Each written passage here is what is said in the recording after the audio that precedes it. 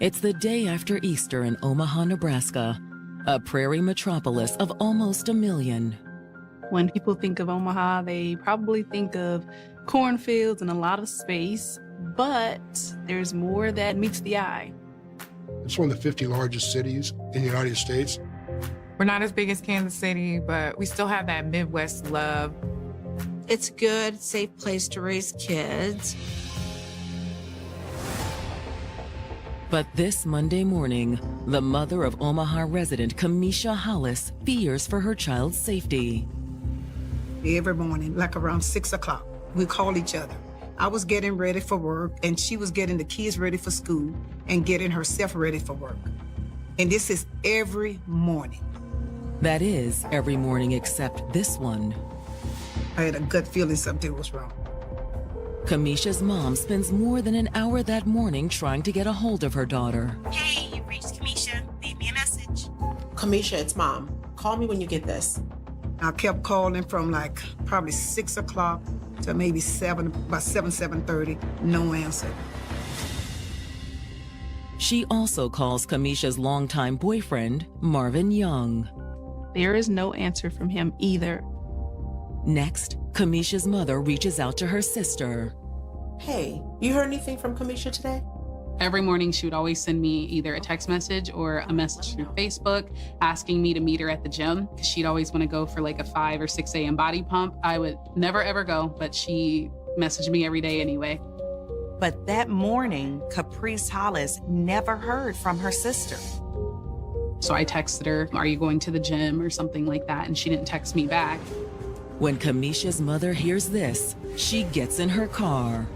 I drove to her job. I probably was going 70, 80 miles an hour. Hi, is Kamisha here? No, I haven't seen her. The guy at the front desk said, no, Kamisha didn't check in this morning. Sorry. Not only did Kamisha not come into work, but she also didn't call in. And that's when she started getting alarmed. I knew something was wrong. Thank you. Kamisha Hollis had always been the heart and soul of her family. We were so close, never argued, never had a fight. She always had my back. If there were opportunities that I was too afraid to make a chance at, she was right there encouraging me, pushing me. No one is perfect, but she was close to perfect. I couldn't ask for a better daughter. She was someone I always looked up to. Plenty of people outside the family felt the same way about Kamisha. Everyone that was fortunate enough to be in her life, they loved her. In high school, one of those friends had introduced her to Marvin Young. My sister had started dating him when she was 17 years old. She was so happy she was with him, and she was like crazy over him. She could always just gush about him and, how he was all these amazing things. She talked about him, the family he came from. It was like a broken family. He kind of was alone. He was a very reserved person, kind of kept to himself. All right, I'll text you later. I think that's what really drew her to him, because he was by himself and he didn't have a relationship with his family. Once she graduated, they lived in their own apartment. Soon after, Kamisha learned she was pregnant. She was thinking she couldn't have children. And so she was so excited when she was pregnant. She had always wanted to have kids, so finding out she was pregnant for the first time, it was probably one of the happiest moments of her life. 2 more daughters soon followed. She had the 3 girls back to back. But raising a family wasn't always easy. She was working. He was working a little. He would pick up jobs here and there, but my sister was always primarily caretaker. Everything she did in her life was always based on, how will this help my girls? How will this set them up for a healthy future? You couldn't ask for a better mom. But now, this devoted mother has mysteriously disappeared. She hasn't been answering her mother's phone calls. Kamisha also hadn't shown up for work. Thank you. My next step is to call the school. Let's see if the children is at school. The answer is no. The principal told me that the bus driver said when she went by to pick them up, no one was out there to put the kids on the bus.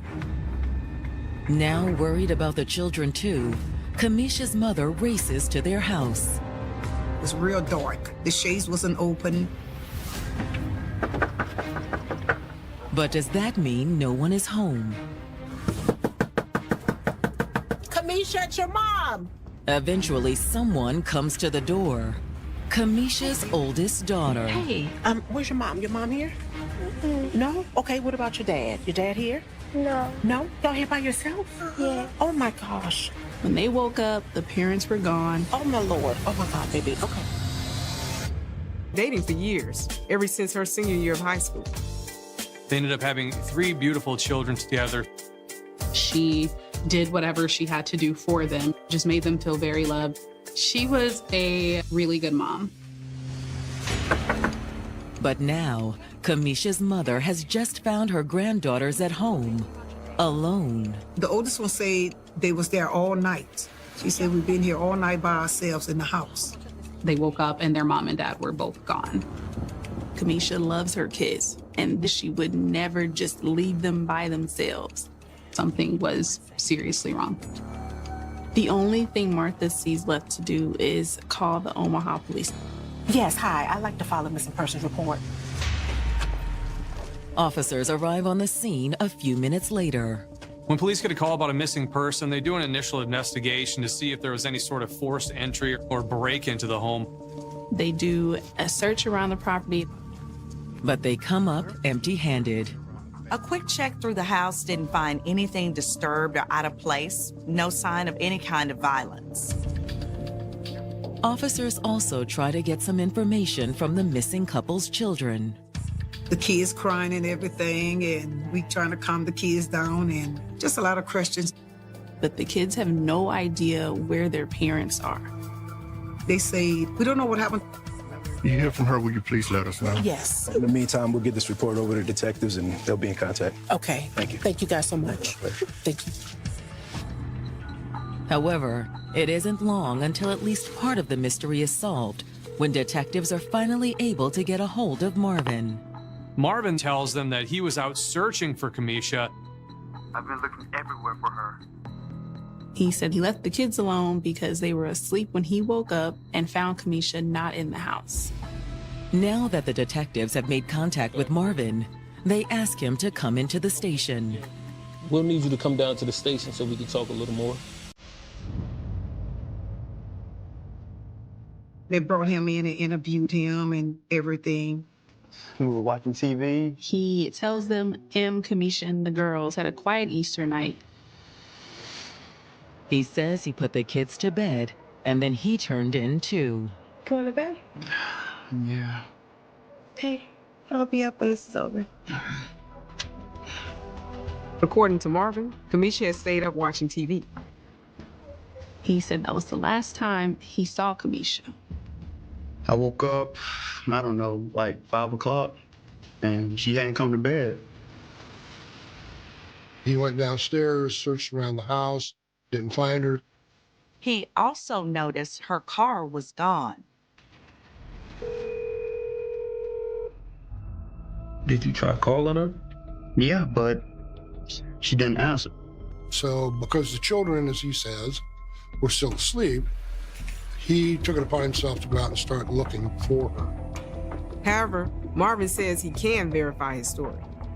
And they had surveillance cameras inside the home. They also had monitors on the doors. They have access to that footage? Yeah, of course. The one in the living room saw Kamisha sitting on the couch on her cell phone at about 1:45 in the morning. It looked like she was maybe texting with someone. He says he put the kids to bed, and then he turned in too. She goes outside the camera view, and she's not seen again. Then, at a little before 2 a.m., Kamisha gets up from the couch. They then see someone out of frame tip the living room camera down. You can no longer see anything that's going on inside the residence. I also have security storage as well. All the detectives know for sure is that someone left the house sometime later. The alarm system reports every time a door opens and closes. the basement door opened and closed around 4:07 a.m. It can only assume it was Kamisha because she's the one who's not there. But where could Kamisha have gone, and why? The detectives uncover a possible answer when they circle back to Kamisha's mother. I had to take the kids to get them checked out. And then I went to the police station for an interview, about Kamisha, what do we think happened. Now, what her mom had to say raised some interesting questions for detectives. So Marvin said that she left in the middle of the night. I mean, yeah, I could see that. And he was abusive to her. She had called me one day, she told me that. He was very verbally abusive. He was controlling, and I was like, wow. She had gotten to a point where she just kept saying, I just want to be done. And according to her mom, Kamisha may have found a way out. She had this good friend that lived in Omaha. She was talking to him, letting him know what was going on with her relationship with Marvin. Kamisha's mother wasn't sure if they were more than friends, but she knew he was someone Kamisha could turn to. I think because, he was a man, she could talk to him more than, her mom or her sister. Security cameras in the home of Kamisha Hollis appear to show the missing mother of three texting with someone just a few hours before she disappeared. She leaves soon after and does not come back. The home's alarm system registered someone opening and closing the basement door around 4 a.m. And when detectives talk to Kamisha's mother, she has an idea of where her daughter might have gone. Kamisha told Martha she started seeing another man. They was a really good friend even when she was with Marvin. Do you know that guy's name?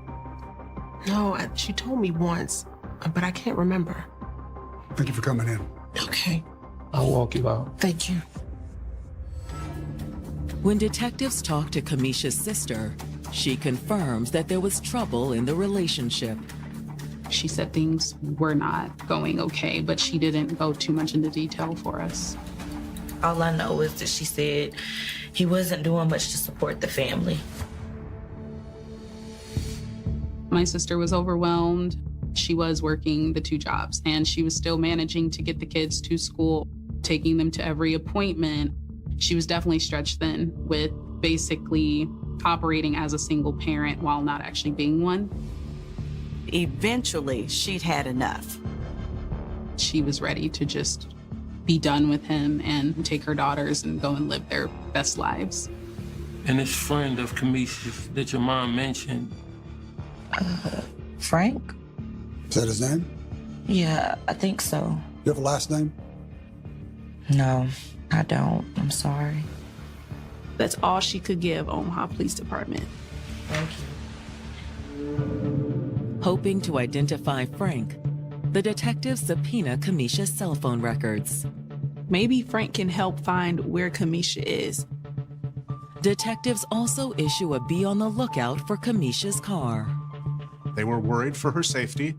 They told us in the press release that they wanted to find her car. But the first possible clue to Kamisha's whereabouts comes from her phone records. They were able to get the GPS tag for the last location of Kamisha's cell phone. Her cell phone was pinging all along south of where Marvin and Kamisha lived together, all the way down to a wildlife preservation that was probably about 30 miles away. The remote location raises a chilling prospect. It's at the convergence of the Missouri River and the Platte River. So there's a lot of water, a lot of vegetation, easy to move in and out of there without being seen. It's exactly the sort of place where someone would dump a body. Fearing the worst, the detectives head to the nature preserve.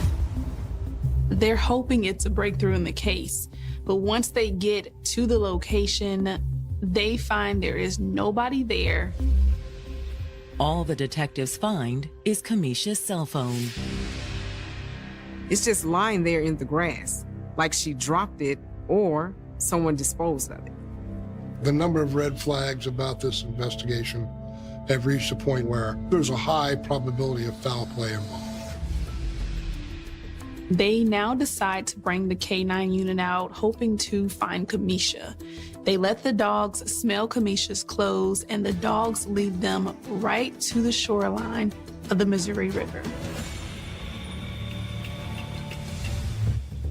The trail ends at the water's edge. The Omaha Police Department now bring in a dive team. Finding her won't be easy, though. The Missouri River, it's dark, murky, muddy water. Visibility is very low. It's also an area where bodies can get snagged and never come to surface. They spend hours and hours searching, but they were unable to locate Kamisha.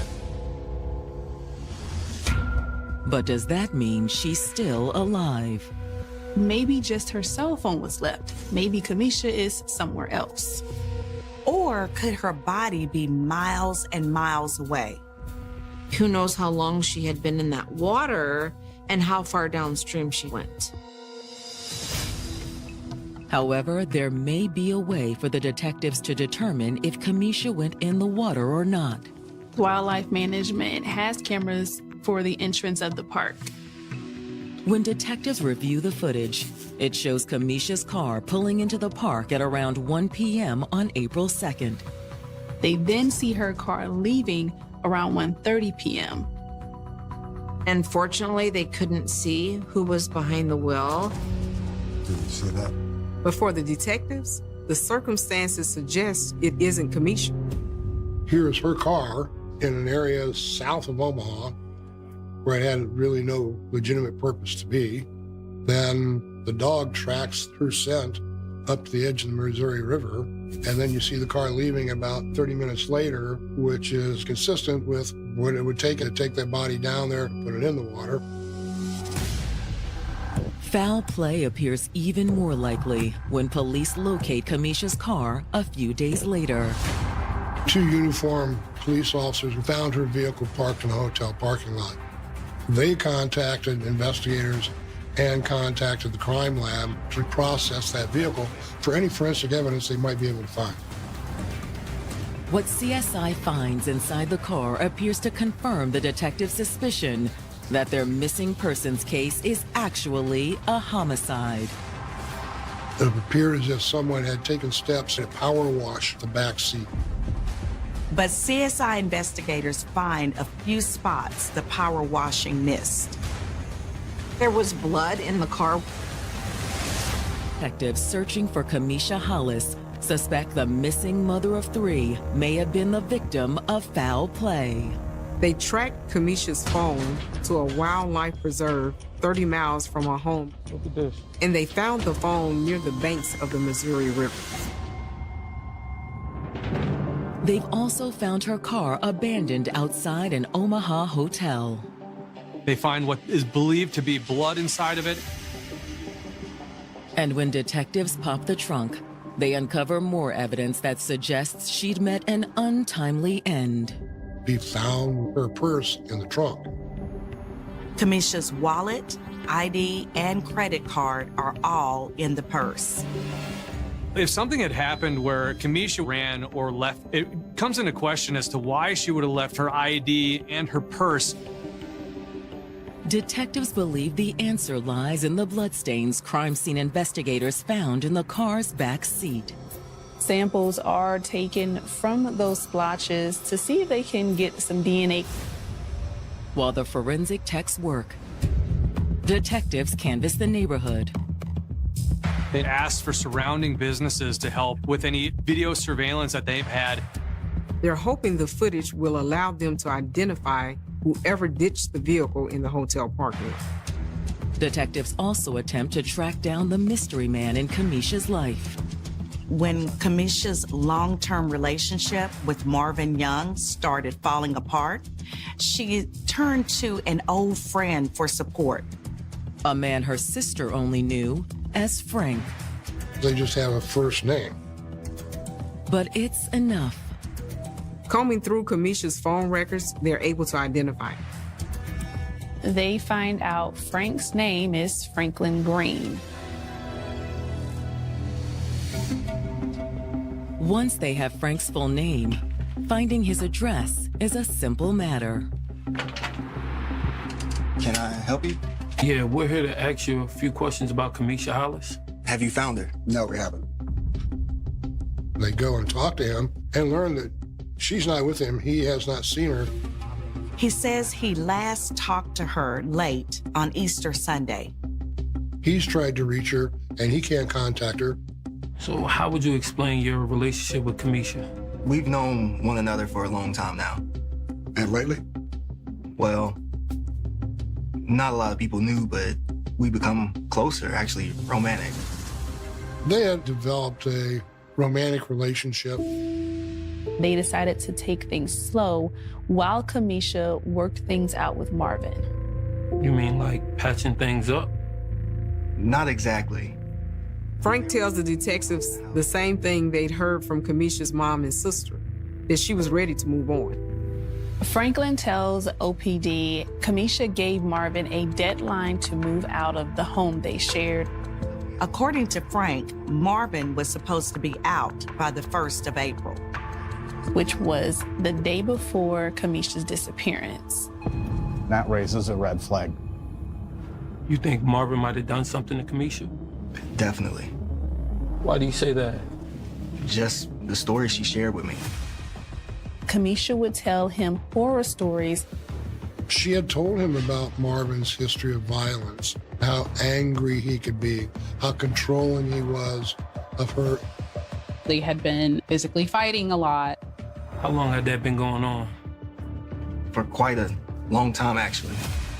He spent the whole relationship isolating Kamisha from her friends and family, abusing her. According to Frank, Marvin had also been abusive toward the children. The children couldn't even make loud noise in the house without him getting verbal and physically assaulted. Did you witness that? No, she just told me this. Frank says that isn't all Kamisha told him either. Frank tells them Kamisha said, if anything happens to me, Marvin is to blame. So you think that's what happened? For sure. She was in fear of him. It would make any logical and reasonable person think that he's highly likely to be the person responsible for her disappearance. Especially if she was leaving Marvin to be with Frank. When you leave that relationship is the most dangerous time. The abuser is losing ultimate control. And that's what it's about. It's about control. Nobody's going to have you but me. Could that be what happened to Kamisha? The abusers will do anything to regain that control, and they are willing to risk it all. Or could Frank have another motive for pointing the finger at Marvin? Or is he using this as a ploy to take the attention off of him and put it back on Marvin? Appreciate your time. Thank you. The answer comes when detectives receive the surveillance footage they subpoenaed after finding Kamisha's car. Police are able to obtain the actual video from the hotel parking lot. They see a man get out of Kamisha's car. And this time, they're able to make out his identity. It looks like Marvin. Detectives searching for missing mother of three, Kamisha Hollis, have uncovered evidence that her boyfriend, Marvin Young, may be responsible for her disappearance. Security cameras at the hotel where police found Kamisha's car captured video of the man who abandoned it in the hotel parking lot. That man they see on camera is Marvin Young. It was contrary to the story he'd already given to law enforcement. Marvin claimed he'd spent the day looking for Kamisha. But now the detectives have video proof that Marvin spent at least part of the day in Kamisha's car. Detectives also suspect he drove her car to the nature preserve where they recovered her phone. The video of Marvin ditching the car at the hotel was recorded a few hours after cameras also captured Kamisha's car exiting the nature preserve. Investigators are now at the point where they want to arrest Marvin. There's only one problem. They can't arrest Marvin for murder because they have not found a body. Instead, they take him into custody on 3 charges of child neglect. They arrest him for leaving his 3 children at home alone the morning of Kamisha's disappearance. Police are able to hold him for these charges and maybe try to get to the bottom of what really happened to Kamisha Hollis. Detectives begin by sitting Marvin down for another interview. Look, I shouldn't have left him, but I was trying to find Kamisha. They drilled him and they asked him, where's Kamisha? Man, look, I told you I don't know. We think you do. Man, y'all send me off, man. Whoa. Hey, get off me. He threw a fit during the police interrogation. They had to handcuff him and put him in a cell. With Marvin refusing to cooperate, the detectives are no closer to finding Kamisha. I mean, the last place that she left a scent for a tracking dog to find was on the shoreline of the Missouri River. There was a high probability that she was in the water. Although without Kamisha's body, proving it in court won't be easy. Omaha police didn't have a lot to go on in terms of what may have happened inside the house the night that Kamisha disappeared. However, someone does know. And with Marvin behind bars, she's ready to talk. Homicide. Kamisha's mother calls the investigators and tells them that Kamisha's oldest daughter knew more about what happened that night than she and her youngest sisters had initially let on. They were afraid of him. They really missed their mom, but they were also afraid to speak up and share things. She's only 10 years old. When Kamisha's mother brings the little girl in to talk to detectives, she starts by confirming what Kamisha's friend Frank had already told them. Marvin was physically abusive towards his children and his girlfriend. While they were inside of that house, they had to spend all their time being quiet. He was able to keep them in their own prison. They were just paralyzed with fear. He would tell them, don't tell your grandma anything when y'all go to visit. If y'all do, I'm gonna beat y'all. In addition to the threats, it appears that Marvin had taken extra precautions the night Kamisha disappeared. Daddy gave us some medicine. Marvin had given all 3 of the children cough syrup laced with codeine. But according to Kamisha's daughter, she and her sister weren't sick. We felt fine at first, but he told us it was supposed to help us sleep better. But Kamisha's oldest had spit out the cough syrup when her father wasn't looking. She had that feeling that something wrong was going to happen. The youngest 2 fell asleep, but she didn't. And she said she was trying to listen. Kamisha's daughter says it wasn't long before she heard something. It sounded like him and her mom was in their bedroom, and he was fighting her mom, beating her mom. Their daughter said when they have these kinds of arguments, it usually ends with Marvin hurting their mom. That night didn't appear to be any different. She could hear her mom say stop, and then all of a sudden she didn't hear anything. In the quiet, she had eventually dozed off.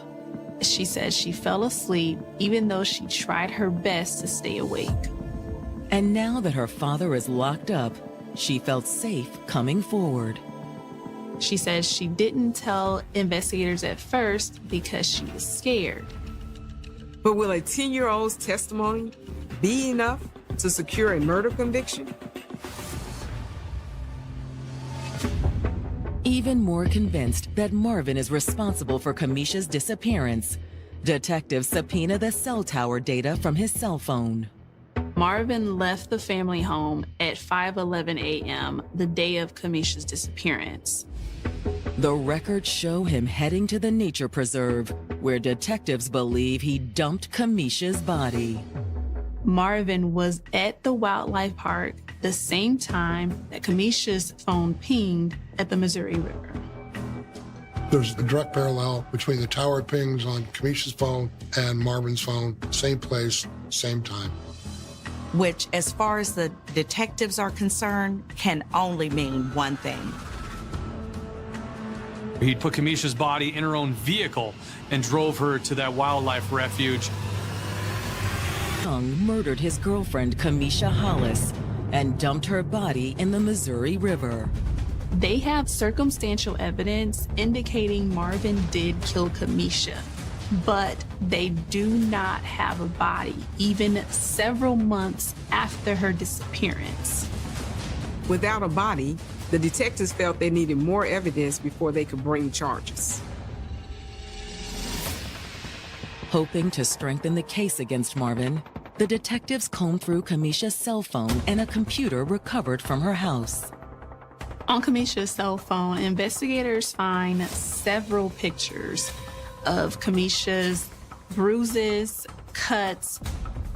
They also find a voice recording of Marvin yelling at Kamisha and telling her he was going to kill her.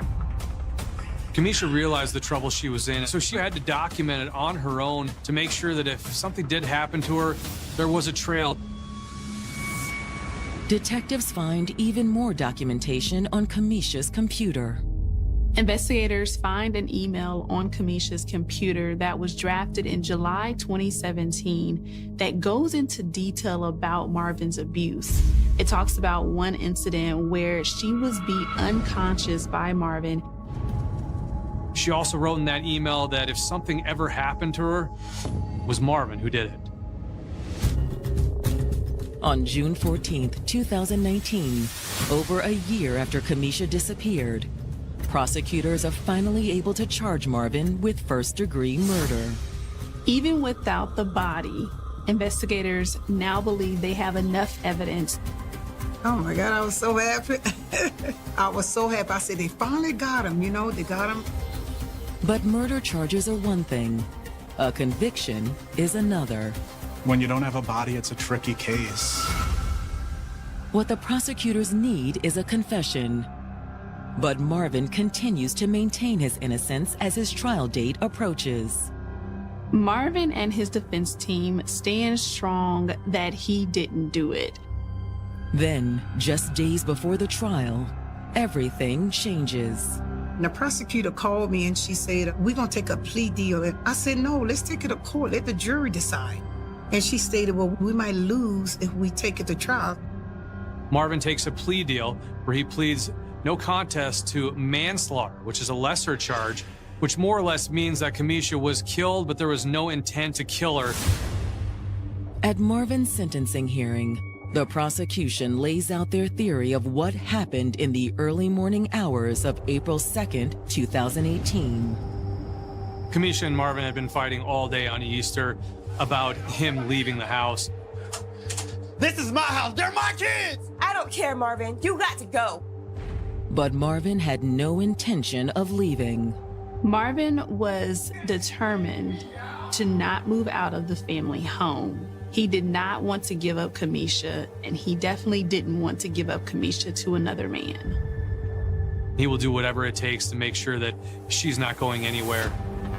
He started by drugging the children with cough syrup. That was an act of premeditation to make sure he didn't have any witnesses in the house. Once the kids were asleep, Marvin and Kamisha continued their heated argument. You can't kick me out. Watch me. And when she continued to push him to leave is when he finally said, it's going to be my way.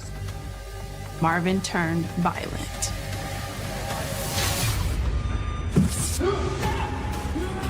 Marvin brutally beat Kamisha and possibly strangled her as well.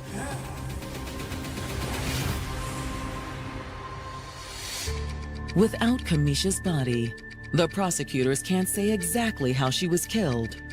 And as part of Marvin's manslaughter plea, they couldn't say that he'd intentionally killed her. He was admitting that he killed her, but it wasn't premeditated. It was during the course of a heated physical argument. Her death, quote, was accidental. Premeditated or not, once Kamisha was dead, Marvin had tried to conceal what he'd done. Marvin disabled the cameras. He tried to clean up the evidence inside the home.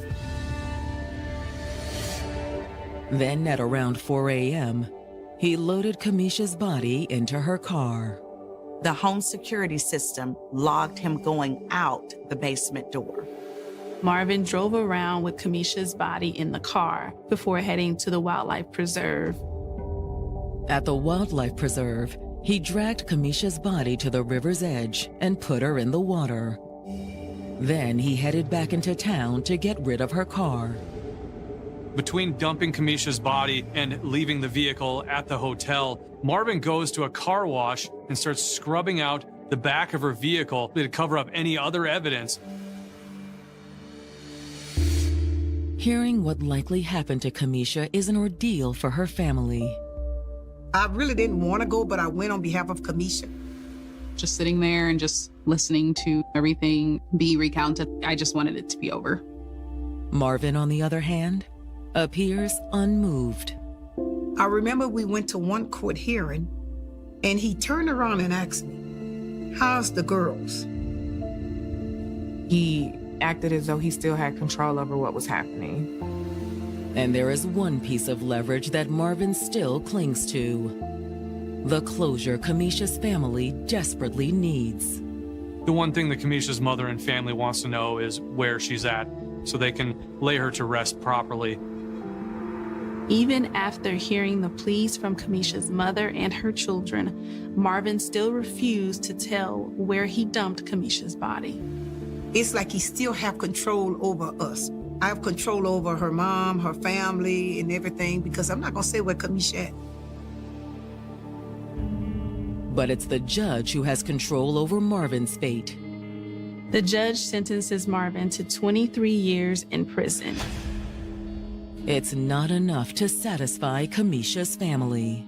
I pleaded with the judge. This is what he did to my daughter, and this is the time y'all going to give him. It's still unbelievable today. A lot of people would say, you got something, so that's better than nothing, but it really just doesn't feel like she got any justice. There's no peace, no justice for the family until they know where Kamisha's body is at and lay her to rest. But Cleveland, Ohio is a rugged Rust Belt town built on manufacturing and big industry. But Cleveland has also seen more than its fair share of adversity.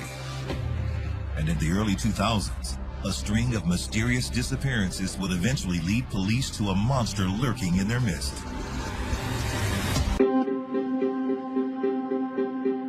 Cleveland was founded in 1796 at the mouth of the Cuyahoga River, the perfect location for a city destined to become an industrial powerhouse. The reason Cleveland was primed for this type of growth and the industry itself is where it's located along, Lake Erie and access to the river. You were able to bring in a lot of different shipments and then an easy way to export things out of the city. The steel industry, the railroad industry, just helped facilitate the whole Midwest in its developments. You had a lot of manufacturing jobs. The steel mills were extremely popular, and then the auto manufacturers as well. Back in the Roaring 20s, you would have seen many smokestacks, many factories. Plentiful job opportunities soon brought immigrants from around the world. Cleveland was a destination for many of the European immigrants, a lot of the Irish, a lot of the Hungarian people came. They settled in the area known as Buckeye. What's great about the city is that you get all sorts of wonderful, diverse culture from the immigration that came in. I mean, you have some of the just fabulous Italian restaurants. There's a section called Little Italy. People from all parts of the world. Black workers from the South would play an especially important role in the city's growth. The Black workforce was extremely integral in building what we see today, largely because you didn't have to have a lot of formal training or education to be successful. You had individuals that were coming from backgrounds where they were marginalized, not provided access. And for the first time, they were able to enter into a workforce where they could also have that same sense of pride and ownership and be respected for their contribution. Those same laborers helped lay the foundation of Cleveland's cultural identity. You had this really interesting melting pot because you had these different neighborhoods where you knew this is where the Slovenians lived, this is where the Italians lived, this is where the Irish, this is where the Black community had migrated to Cleveland. There was a really bustling, Black, I would say, corridor and thoroughfare where you had hotels, you had restaurants, you had clubs. The, term rock and roll was really coined in Cleveland by groups like the OJs and others that came out of Cleveland.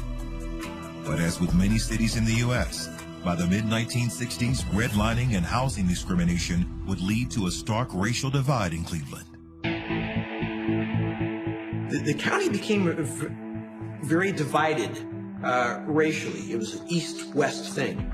The east part of the city was Black. The west side of the city was white. The names that come to mind in terms of prominent Black communities in the heyday of Cleveland would be like Huff and Glenville, and now, Fairfax as well, because these were places that Black Clevelanders really kind of concentrated.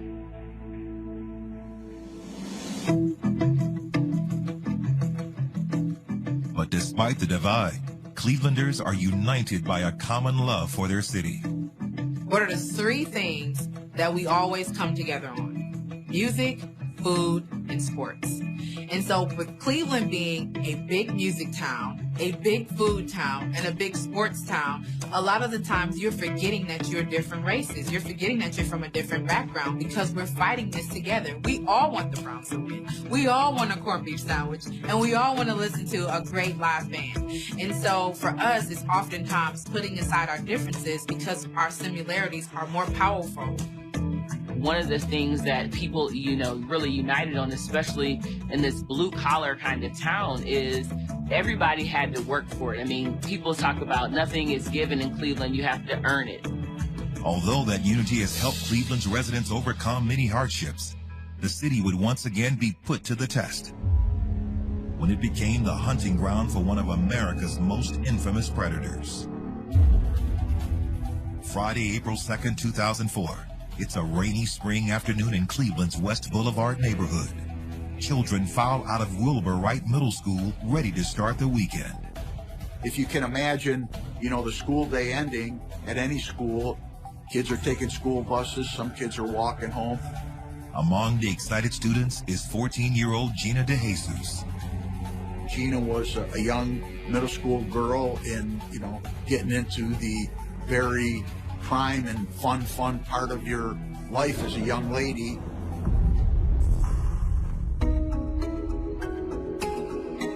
She was born on the west side, and she's one of 3 kids. She's the baby. And the parents, as far as I know, were always doting of her. She was always dancing around. She was just always happy doing what a typical 14-year-old would do. You go home, you hang out with your friends, maybe go to the corner store. She was walking home with her friend Arlene, and Arlene decided to stop and call her mom to see if she can go over to her house. So remember, at the time, there weren't cell phones, so they used a payphone. And then her mom, Arlene's mom, said, no, I want you to come home. And so at that point, the two parted ways. She lent her friend some change in order for her friend to call, make a phone call. And from that point, she no longer had the money for a bus ride, so she decided to continue to walk. So she walked along eastbound on Lorraine Avenue. Lorraine Avenue in that area is very middle class, working class neighborhood. You've got some family-owned restaurants, you've got some businesses, you got a couple of fast food places, a couple of strip malls, some local taverns. This wasn't like some sort of back alley or dark thoroughfare. Several hours later, Gina's parents grow concerned when she still hasn't made it home. She just never showed up. And anyone who's a parent knows their kid's routine. And these two parents knew that routine. As time goes by, an hour, 2 hours, now you're like, no, I haven't seen her. No one has seen her. And you start making your phone calls to your friends, relatives, check and see if she's over so-and-so's house. See if has anyone seen her down the street. Maybe she stopped at the store before she got home. By the time dinner time comes around and the panic kind of sets in. Around 5:30 p.m., Gina's parents contact police to report their daughter missing.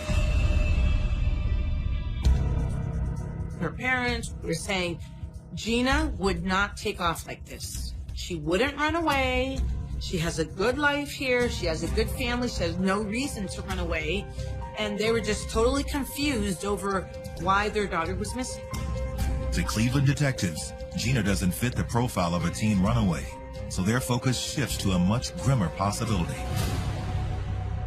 Obviously, the last thing that someone would think would be that their child or their loved one was abducted. Well, this very, very quickly shifted from, somebody who didn't come home, maybe she's gone to a friend's house, to a full-blown missing persons investigation. Cleveland police scour Lorraine Avenue, looking for any possible leads. The resources are concentrated in a 6-block area every day, all day, to see if we can't pick something up. Even a conversation of someone pulling to the side of the road and talking to someone could be innocent for directions. We want to talk to that person. We want to see what's, who they are and what they're saying. We identified some young female officers that would, walk around undercover and see if anyone, says anything to you. Like I said, we were really looking for, for anything or anybody that we could legally stop and talk to and have a conversation with, and see if that would lead to something. And I remember as a reporter, you'd go around in the neighborhood, and if there's a car dealership there, if there's a fast food store there, or if there is a convenience store there, you're looking to see if there are cameras. And yeah, there weren't very many cameras, not like today, but no, there was nothing. There was nothing. I thought she was dead. After 24 hours, if you can't find anything, you're not going to find them. 14-year-old Gina DeJesus has been reported missing by her family after she failed to return home from school. Cleveland police have launched a search for the missing girl, but she appears to have vanished without a trace. Can't place her between leaving school, getting to Lorraine, and in between her home. Can't place her there. Can't find anybody that saw anything unusual. We conducted days and days and days of surveillance in the area just to see if, anything happened. We had the FBI assist us. We had the National Center for Missing and Exploited Children, assist us. But as investigators soon discover, Gina isn't the only girl who's gone missing from the area. In April of 2003, nearly 1 year to the day before Gina vanished, 16-year-old Amanda Berry disappeared a block away from where Gina was last seen.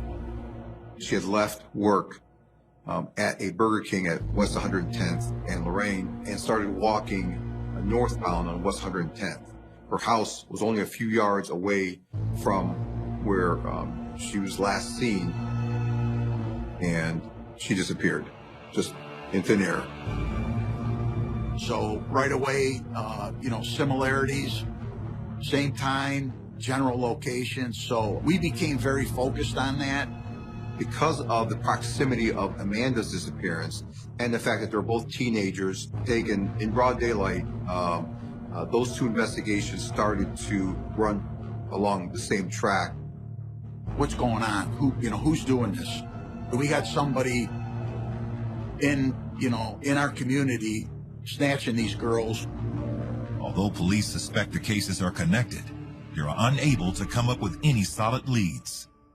The families did a good job of continuing to keep Amanda and Gina's case at the forefront.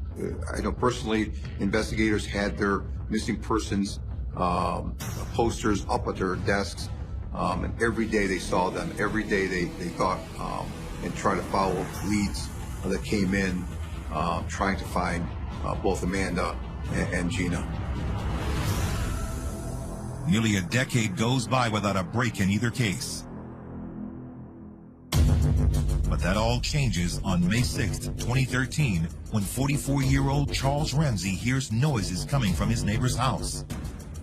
He's, just sitting in his living room, about to bite into his cheeseburger. And then all of a sudden he hears, this banging coming from next door. Boom, boom, boom, boom. Finally, get up, look outside the window. The boom, boom, boom is not on my door.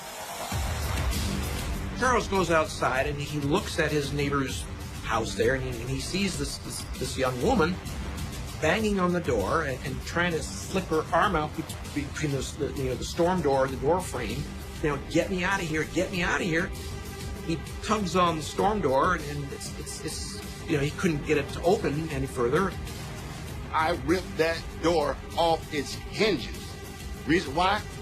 It was chained. So this wasn't going to be no easy task. All right, so you had to put some muscle into it. She crawls through the door, and then she brings her child.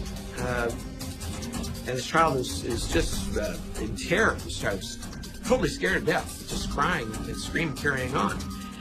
And this woman says, I'm Amanda Berry. He, called the police, and the police, come flying down Seymour Avenue. As soon as we got to Seymour, we saw a little crowd off to the left-hand side, which was the driver's side of the car. And we saw a girl standing there holding a baby. As soon as we got close enough, she walked up towards the driver's side of the vehicle, and she said, "My name is Amanda Berry." And my partner, asked her, "Is there anybody else in the house?" She stated to my partner, "Yeah, Gina De Jesus and another girl was in the house." Me and my partner looked at each other. We just couldn't believe what we were hearing. We go into save mode. We gotta save these two other girls. We go in, we pull our guns. I immediately, on my right-hand side, saw a stairwell. Then there was a second flight to get to the landing of the second floor. Now, that was kind of a scary part because I didn't know, if I pulled this curtain back, was this guy gonna be standing there, with a gun? Was he gonna charge at me? I was yelling out, "Cleveland police, Cleveland police." It was silent, couldn't hear anything. So I just went for it and pulled the curtain back, and there was nothing there. Off to the left, there was a bedroom that was open. We saw a mattress on the floor, and the light was on. And there was just toys scattered all over the place. All of a sudden, I see a little head poke out of around the corner of the door jamb. I thought it was a small child, and she jumped on me, put her arms around my neck, put her legs around my waist, and was screaming in my face, "You saved us, you saved us." My name is Michelle Knight. I've been here for, 11 years. I saw another shadow come around the corner, and I could see who it was. And for confirmation, I asked her her name, and she told me her name was Georgina De Jesus. And I told her, "We were looking for you for a long time." And I told her you were safe now.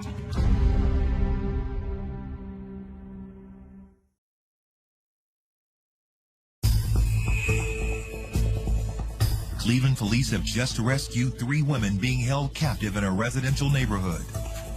Not only did we find Amanda Berry and Gino DeJesus, who we all knew were missing, but there was a third person, Michelle Knight, that was on nobody's radar, and she also emerged from this house of horrors, as well as a fourth person, a little person that was actually born into captivity. When I found out who the child was, you know, I was happy for Amanda, but at the same time, you know, kind of sad that who the father had to be. While the survivors are taken to the hospital for treatment, investigators conduct a search of the home. We were looking around the house, making sure nobody else was in there, and we were seeing horrific, chains and locks with holes in the doors where he would lock the doors and he would pass food through these holes, you know, to these girls for them to eat, you know, when he decided to feed them. It was just a horrific sight to see. All the windows had indoor doors tacked onto them, so you could never see the light of day. It was dark. There was no air conditioning, so just imagine living in a situation like that during the hot summers, the hot, humid summers that Cleveland has, as well as the temperature changes in the winter. They were in those chains 24/7. It was very daunting to think of that, and to think that there was a little girl in one of those rooms. You feel sorry for these girls on what they went through, you know, all these years, and, you know, it makes you wonder how resilient they were. The identity of their abductor isn't hard to determine. Police find mail addressed to a 52-year-old man named Ariel Castro. Ariel Castro was known within certain circles because he was a musician. Everybody in the neighborhood, they didn't say he was a monster. They just said he was weird. Just kind of kept to himself. You know, went to work, came home, and tinkered with his cars in the backyard, and that was it. Castro was a bus driver, of all things, but he has own children, an own family that he was estranged from. So his wife had left him, taken the children, and he had only seen them on occasion. All 3 women say Castro abducted them and held them prisoner for the past 10 years. Michelle was pretty much under the radar at that time. When she was taken in 2002, she was an adult. He came up to her and began talking to her at the dollar store, and asked her if she needed a ride to where she was going, and she said, well, okay, yeah, I guess, you know, I'll go with you. She had kind of recognized him as the father of somebody she went to school with. So she felt safe that she knew her daughter, and so she got into the van with him. She gets in the car, and then he starts saying he has, I have puppies at my house. You want to see the puppies? He takes her to the house, and she looks around. She goes, there's no puppies. And then he takes her upstairs. As soon as she got upstairs, he locked the door. She realizes that she's stuck. And then he brutalizes her and rapes her and holds her hostage. And she was the first one. She was there for a whole year by herself. Michelle Knight was 21 years old at the time she went missing. And even though her family did make a missing persons report, there was never that same family involvement with her disappearance. She was an adult, so the feeling was that maybe she went somewhere, left on her own accord. By April of 2003, Castro was on the prowl for his next victim. Amanda starts to walk home, and Castro had already had his sights set on her. So he was already deciding he was going to get this second person in the home. Amanda knew his son. They went to school together. They worked at Burger King. She was on her way home. It was a day before her birthday. So she took a ride. He used the fact that she knew his son to his advantage, and he said, "Oh, I'll take you home," and he didn't take her home. He took her straight to the house. And did the same thing he did with Michelle. Tied her up, beat her, assaulted her, raped her. And then once that happened, and again, nobody found him, people were looking for her, but not him, then he did it with Gina. Gina also trusted Castro because he was the father of her best friend. Arlene is Ariel Castro's daughter, and she had no clue her father was a part of it. So basically, he used his daughter to get to Gina. She got in a car with her friend's dad, who she had known. No one would ever suspect that because she willingly got in the car. And that's why she just vanished out of nowhere. But as investigators will soon discover, they've only scratched the surface of Castro's nightmarish crimes. I felt disgusted. I mean, how a human being can treat another human being.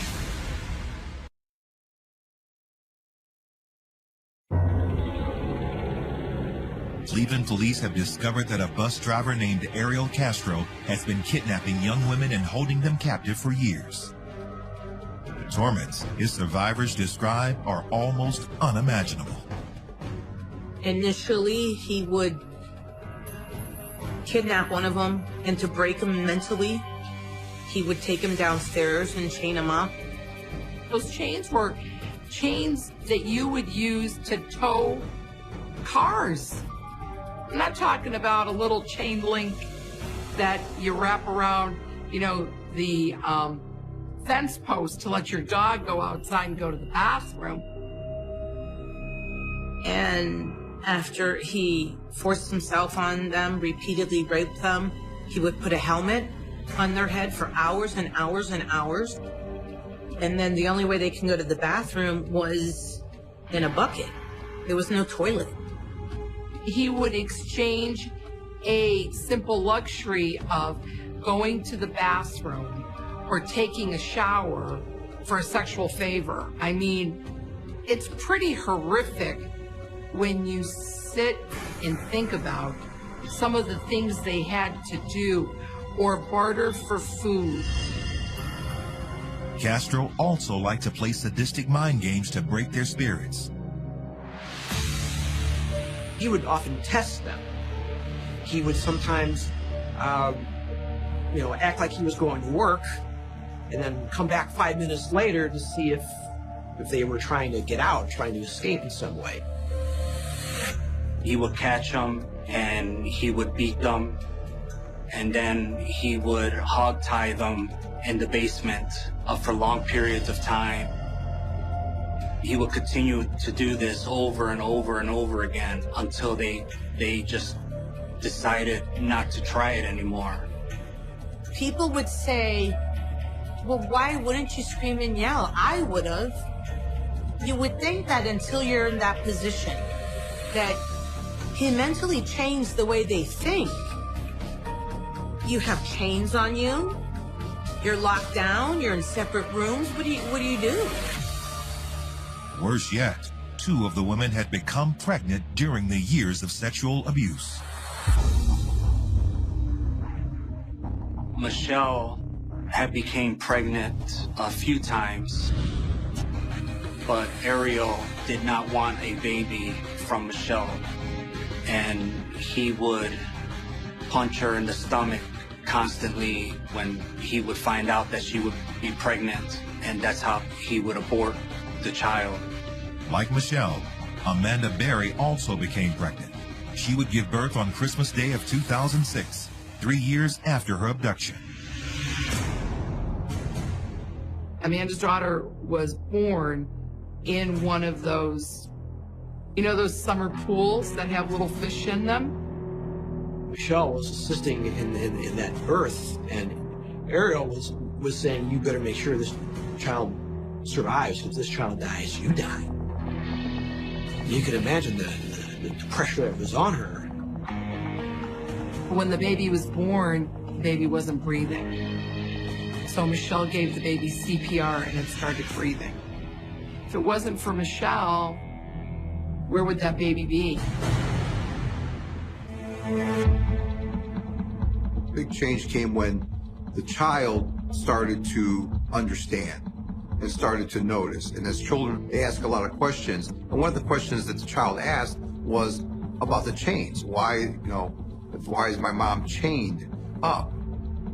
He did not want the child to say something to outsiders that my mom's being chained up in the house. So from that point on, he stopped using the chains, but still would lock the doors. So the child kind of changed the dynamics inside the house. The women bided their time, waiting for a chance to escape. It would finally come on May 6, 2013.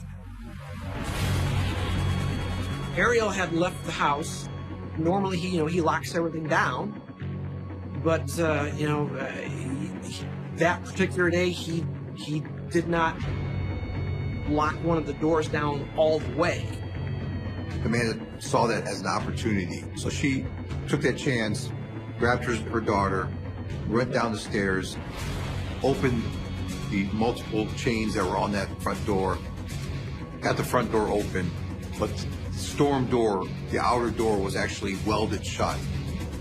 She yelled to the other girls that, "I'm going to go for it, I'm going to go for it." And that's when she began, banging on the door. The survivors are now safe, but Castro is still at large. And Cleveland police are about to launch the biggest manhunt in the city's history.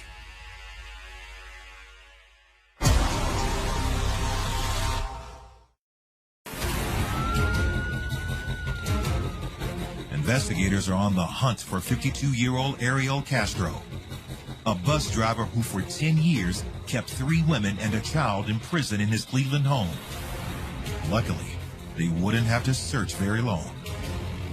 As Amanda was outside with the other officers, she gave more information on Ariel Castro. She was giving what type of car he was driving and things like that. The officers gave that information to our dispatch, and our dispatch had ran Ariel Castro's name and, found the vehicle that he was driving, found the license plate, and broadcasted that information to any other vehicle that was out patrolling the area. Sure enough, another officer saw this blue convertible pulling into the McDonald's parking lot, and it had a guy who matched the description in it. And so they did a takedown right there at the McDonald's. When detectives run a background check on Castro, they uncover a troubled past full of violence and abuse. There was this whole history with him, with his common-law wife, where he beat in her head, and the police were called several times. And he brutalized her, absolutely brutalized her. He was into all sorts of, sick forms of pornography and just was a very twisted person. You often find these individuals who commit these types of things, they do keep a low profile. So it's not someone who seems very threatening, very simple, easygoing kind of guy who could easily blend in. In the interrogation room, Castro freely admits to the kidnappings, but he claims that the women chose to stay with him of their own free will. He was delusional. He sat there and talked about how everything was great and wonderful and he loved his daughter and he took her out. He actually went to a diatribe of how well he took care of them and look how healthy they are and how better off they are. He had met them. Bottom line is that these girls, I treat them well, Yeah. And they're day by day. Neglect them right there. He tried to downplay his role and make it sound like they're one big happy family. He actually had videotapes, events in there of Christmas, of Easter, where he tried to have like some sort of family atmosphere in there. He said they all could have left when they wanted to. Well, no, they didn't leave because they couldn't. And you told them if they do leave, you're going to kill them. So did they really have much of a choice in this idyllic family that you created in your mind? Castro also denied subjecting the women to any kind of sexual abuse. It wasn't by force. You're saying the sex that you had with her was not by force? Right. And in your words, what type of sex was it? Consensual. He talked about him being a victim and that there was harmony in my home. You gotta really be demented to think there was harmony with 3 kidnapped people that you raped repeatedly. Castro's claims of innocence fall on deaf ears, however. Prosecutors are determined to get him off the streets forever. Our boss felt that he needed to pay for every day of harm that he brought to these girls. His feeling was that we had to charge for every day that they were harmed. The initial charges were around 300 charges, but as we continued the interview process and continued to look through some of the documentation of the events that happened in the house, we realized there were many more charges, including this issue with the pregnancy and the termination of the pregnancy of Michelle Knight. I mean, if there's a living being creature in your belly and somebody hurts you and, you know, you have to inevitably discard it somehow, then that's murder.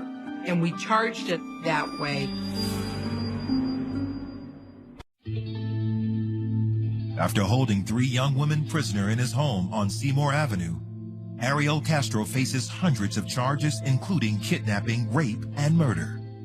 His arrest marks the end of one of the most disturbing crime sprees the city has ever seen. I could not believe that happened in our city. I couldn't believe it happened to those women. I couldn't believe there was a person that was that close. Someone that could be in our backyard that could accomplish something like that. The fact that there was a rescue and there could be somewhat of a positive ending is what really, I think, galvanized the city. As Castro's trial approaches, he tries to avoid taking responsibility for his actions. He, constantly says, "I'm not a monster." He needs help. He's the victim in this whole thing. And he took every single chance he got, including writing out a 4-page letter that outlined all his issues and things that happened to him as a child, and that he just couldn't control himself. He was abused as a kid in all sorts of horrible ways, and unfortunately, kids who suffer that type of abuse have a tendency to repeat that pattern. He was addicted to porn, addicted to sexual deviancies. He thought he's the one that's a victim here, and he should be helped and not punished for what he did. His court-appointed psychiatrist sees things differently, however. I mean, there were several experts that took a look at the case and looked at his interview. They all, I think, came back to the same conclusion. He's a sociopath. He had no feelings of others. It was all about him. It's all about his pleasure in life as opposed to anybody else's. There was talk about some sexual deviancy, sexual addiction, but nobody was buying the victim. I'm the victim thing. On July 17, 2013, Ariel Castro pleads not guilty to 977 separate charges. The following week, he changes his mind and accepts a plea deal. Initially, they wanted him to get the death penalty. They took that off the table in order to get a plea deal so the girls wouldn't have to testify, because they would have to relive all of that. My office was not in the business to re-victimize 3 young women that had been held captive for over a decade. So the plea agreement was in our efforts to protect our victims and punish the offender. He is sentenced to life in prison plus 1,000 years, all without the possibility of parole. However, less than a month later, his incarceration comes to a surprising end. I was in my office. Somebody had came by and said, "Did you hear Castro killed himself?" The first thing that I thought was, wow, the survivors were able to survive for 9+ years, almost a decade, and he couldn't survive for 30 days locked up in a jail cell. And they just told you all you needed to know about Castro. Ariel Castro's name remains one of the most notorious in Cleveland's history. And for the women who survived his reign of terror, his death would be a new beginning. For them to have the resilience that they had to come out and be able to tell their story is amazing. Amazing. I'm in awe of them all the time. For them to have survived this says a lot about who they are. They're my heroes. I'm so happy for them that they're doing well. Michelle, she travels and speaks. You know, Amanda Berry, she does the missing persons section for the Fox 8 News in Cleveland. Gina does the Amber Alert system for Ohio. They deserve everything that's good coming to them. It's going to be hard to look at a silhouette of the city of Cleveland and not remember this crime, not remember the great celebration that followed the resolution of one of the most horrific crimes that this city has ever seen.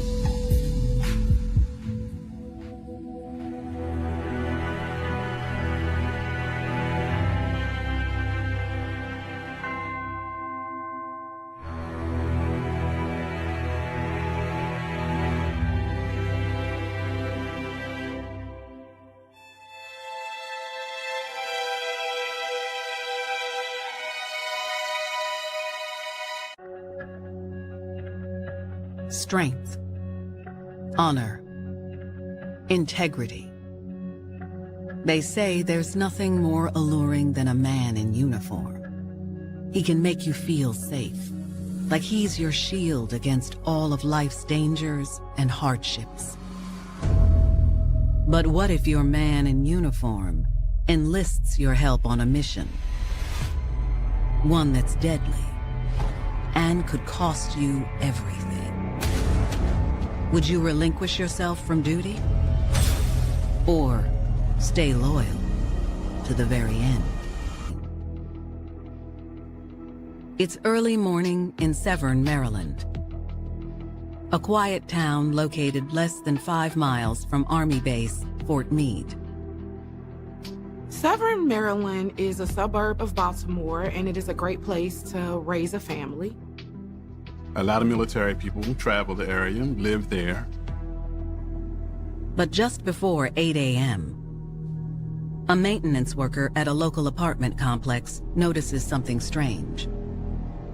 A patio door to one of the units is wide open. The maintenance worker went to take a peek and see if someone was coming in or out, but that didn't seem the case. An open door, broad daylight, something just didn't seem right. The maintenance worker made a call to 911 dispatch.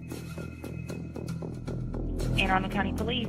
Good morning. I'm calling from Lexington Townhomes in Severn. One of our townhomes. The door was just open in the back of the house, but no one's responding. Police officers arrive within minutes to investigate. When they enter the home, they find the first floor deserted. And then they went up the stairs into the master bedroom.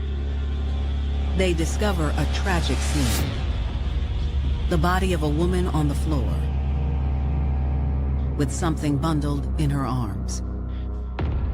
There was a deceased woman shot to death, cradling an infant in her arms. They believe at first that this is a double homicide. She was shot 3 times. 2 in the chest, 1 in the side. It was horrific, something that they had never seen before. But then the miraculous thing happened. There was movement from this infant. The baby starts to cry, and it becomes very clear the baby is unharmed. Police take the baby from the deceased woman's arms and rush her to the hospital for evaluation. It would take detectives more than a year to unravel the mystery behind this chilling crime, and to discover a woman who would go to deadly lengths for her man.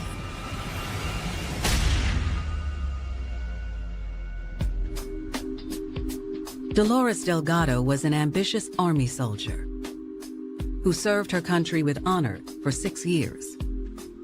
She served in the Army under administration, and she served in Iraq. Dolores enlisted to escape small-town life in her home state of New Mexico. Dolores wanted adventure, and the military provided that way out. When she enlisted in the Army, that took her not just across the country, but across the world. It brought her happiness, and she was able to finally find herself.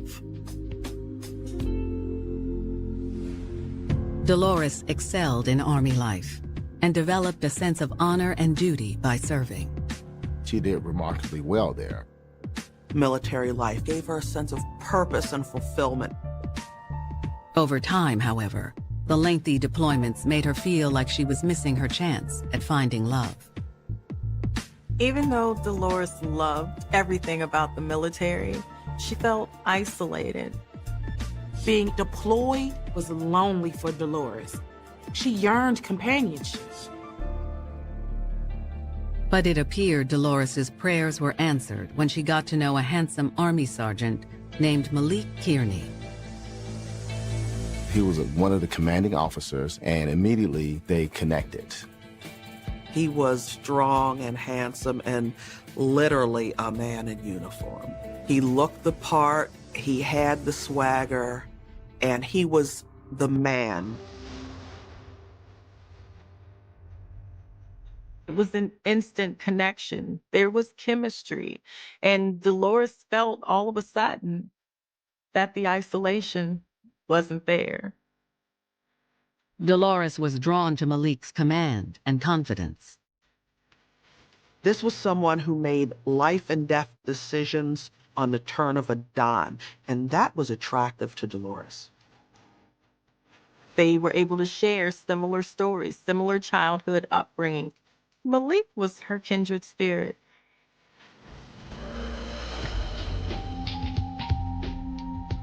Dolores and Malik quickly became a couple and spent every free moment together. They saw that same sense of wanting to belong in each other, and that pushed them together. Dolores was intoxicated by that passion, that feeling of connection, emotional attachment, love. They were intimate, they were friends, they were partners. He was everything she wanted in a man. In 2009, Dolores was discharged from the Army and decided to pursue a nursing degree at a university in Florida. Malik remained enlisted overseas, but the couple stayed close. They identified with one another, and their whole worlds were wrapped up in what seemed to be a perfect little package. There were emails, there was Facebook chats. This thing was still fire, even across the globe. Then in May of 2015, after years of separation, Malik was assigned to a South Carolina base, cutting the distance between the couple to 7 hours. Malik's military schedule made it difficult for him to leave town, but Dolores didn't let that prevent them from spending time together. Dolores makes that drive from Florida every weekend. Dolores was emotionally dependent and deeply in love with Malik. Whatever Malik wanted or needed to be happy, Dolores was going to try and provide that for him. But Dolores couldn't have imagined the dark path she'd ultimately travel to make Malik happy. August 25th, 2015. Authorities in Severn, Maryland, are on the scene of a vicious murder. The first responders told the investigators because they found the victim laying on the floor with an infant in her arms. It appears that the child was placed in the mother's arms after she was murdered. Officers can't fathom how anyone could commit such a cold-hearted crime. Who would leave a helpless infant in the arms of their dead mother? When police dig deep into this investigation, they'll find a woman who would stop at nothing for the man she loved. Someone that callous and uncaring had to be some kind of monster. Was working toward a nursing degree in Florida after her military discharge. She hoped to build a bright future with her soulmate, Sergeant Malik Kearney. Malik Kearney was in the U.S. Army. He was stationed at Fort Jackson, South Carolina. Despite the miles between her and Malik, they remained in close contact. Dolores was driving every single weekend to be with Malik in South Carolina. Dolores crossed state lines for her man every weekend. But before long, it would become clear that there was no line she wouldn't cross for him. August 25th, 2015, Severn, Maryland. Authorities have just come upon a gruesome discovery inside a home on the west side of town. They found a baby in the arms of its mother who's been shot 3 times in the chest. Fortunately, the infant appears to be unharmed. One of the officers took the infant to a local hospital to be examined by a physician. Now detectives are on the scene, trying to make sense of what happened to this young mother. The officers initially talked to some neighbors who indicated that the victim was Carlin Ramirez. The neighbors said they didn't hear any gunshots that night. But it appears Carlin was shot 3 times at point-blank range. There were muzzle burns in all 3 gunshot locations, so the muzzle of the gun would have been placed up against the skin of Miss Ramirez. The type of bullets and lack of shell casings suggest to investigators that the murder weapon is a revolver. A ballistics examination allowed investigators to narrow down to a .357 caliber revolver. The rest of the scene tells investigators that this is more than an ordinary robbery gone bad. There didn't seem to be any signs of forced entry at all. Someone likely had access to the premises. To detectives, this murder feels personal. Did Carlin Ramirez know her killer? They hope speaking with Carlin's loved ones will provide a lead on a suspect. Later that day, they travel to the Ramirez home. The parents of Carlin Ramirez were understandably devastated by the murder of their daughter. They had very quickly taken custody of the child found at the crime scene. Detectives gently ask Carlin's parents if they can provide some background information on their daughter. They explain that the 24-year-old was a private in the U.S. Army. Carlin Ramirez was a beloved person. Her co-workers enjoyed her and really respected her. She was someone who, really everyone sort of gravitated to. Investigators asked the family if Carlin had been having issues with anyone in the weeks leading up to her death. They found pretty quickly that her family believed she was having marital issues with her newly estranged husband. They identified her husband as Malik Kearney. Carlin's parents say after Carlin and Malik had their child, the couple decided to tie the knot. But it wasn't long before Carlin realized she'd made a mistake. They separated a matter of weeks after the wedding. There had been allegations of infidelity.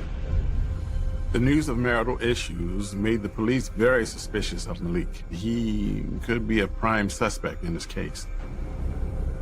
Detectives thank Carlin's family for their time and leave to track down Malik.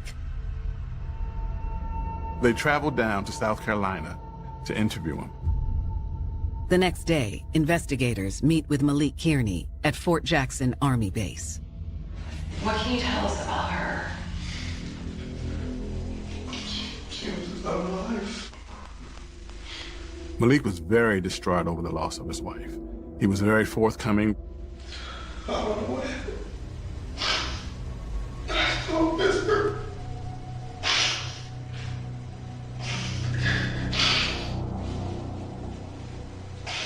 Well, she was murdered.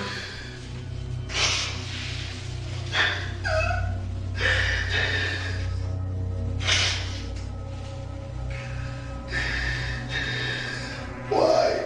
That's what we're hoping you can help us with. He did share that the distance caused some problems between them, but they were working on the resolution. Malik says he was on base at the time of the killing.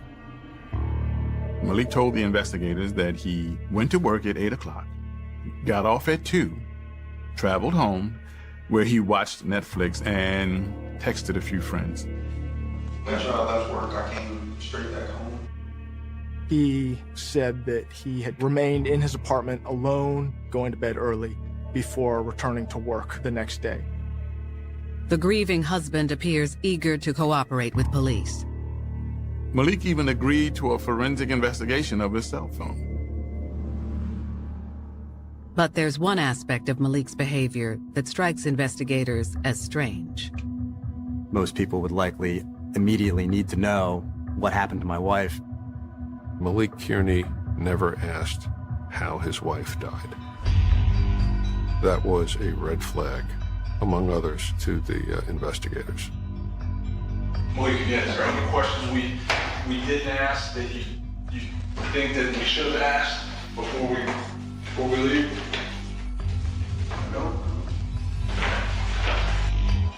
With no evidence to hold Malik, investigators let him go.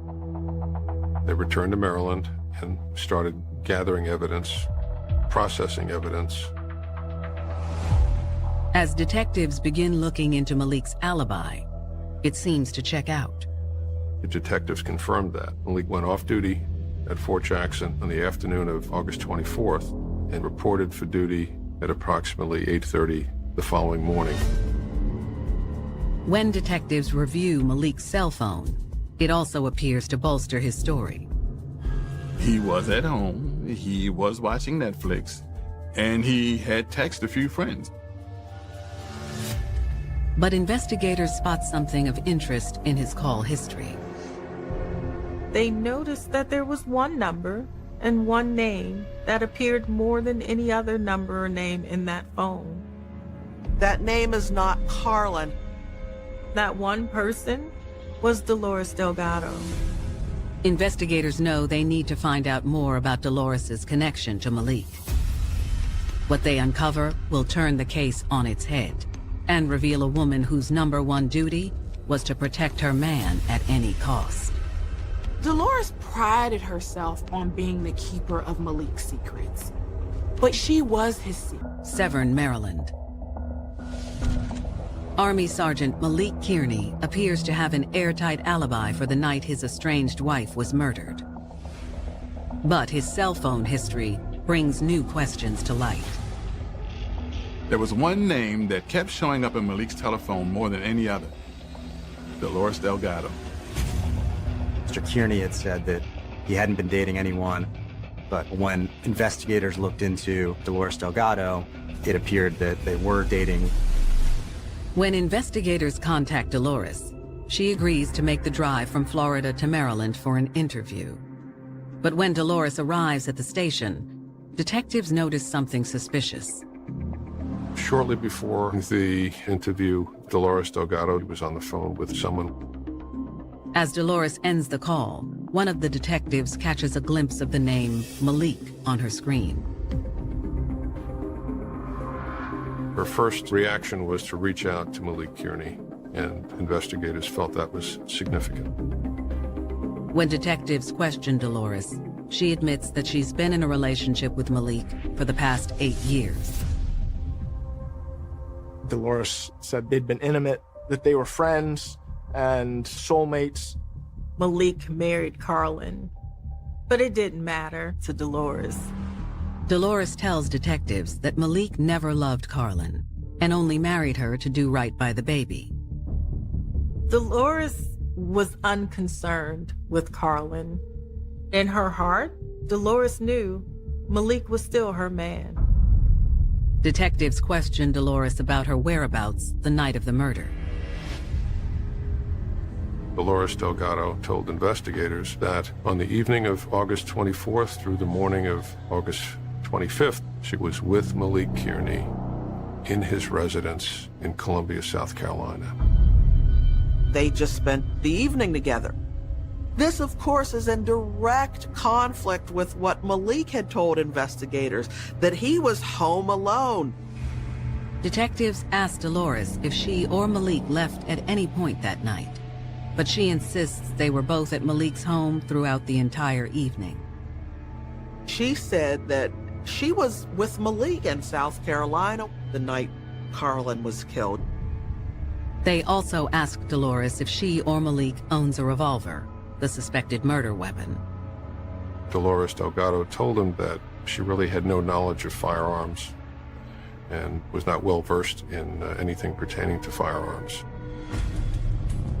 That was suspect coming from a veteran of the U.S. Army who had served a tour of duty in Iraq.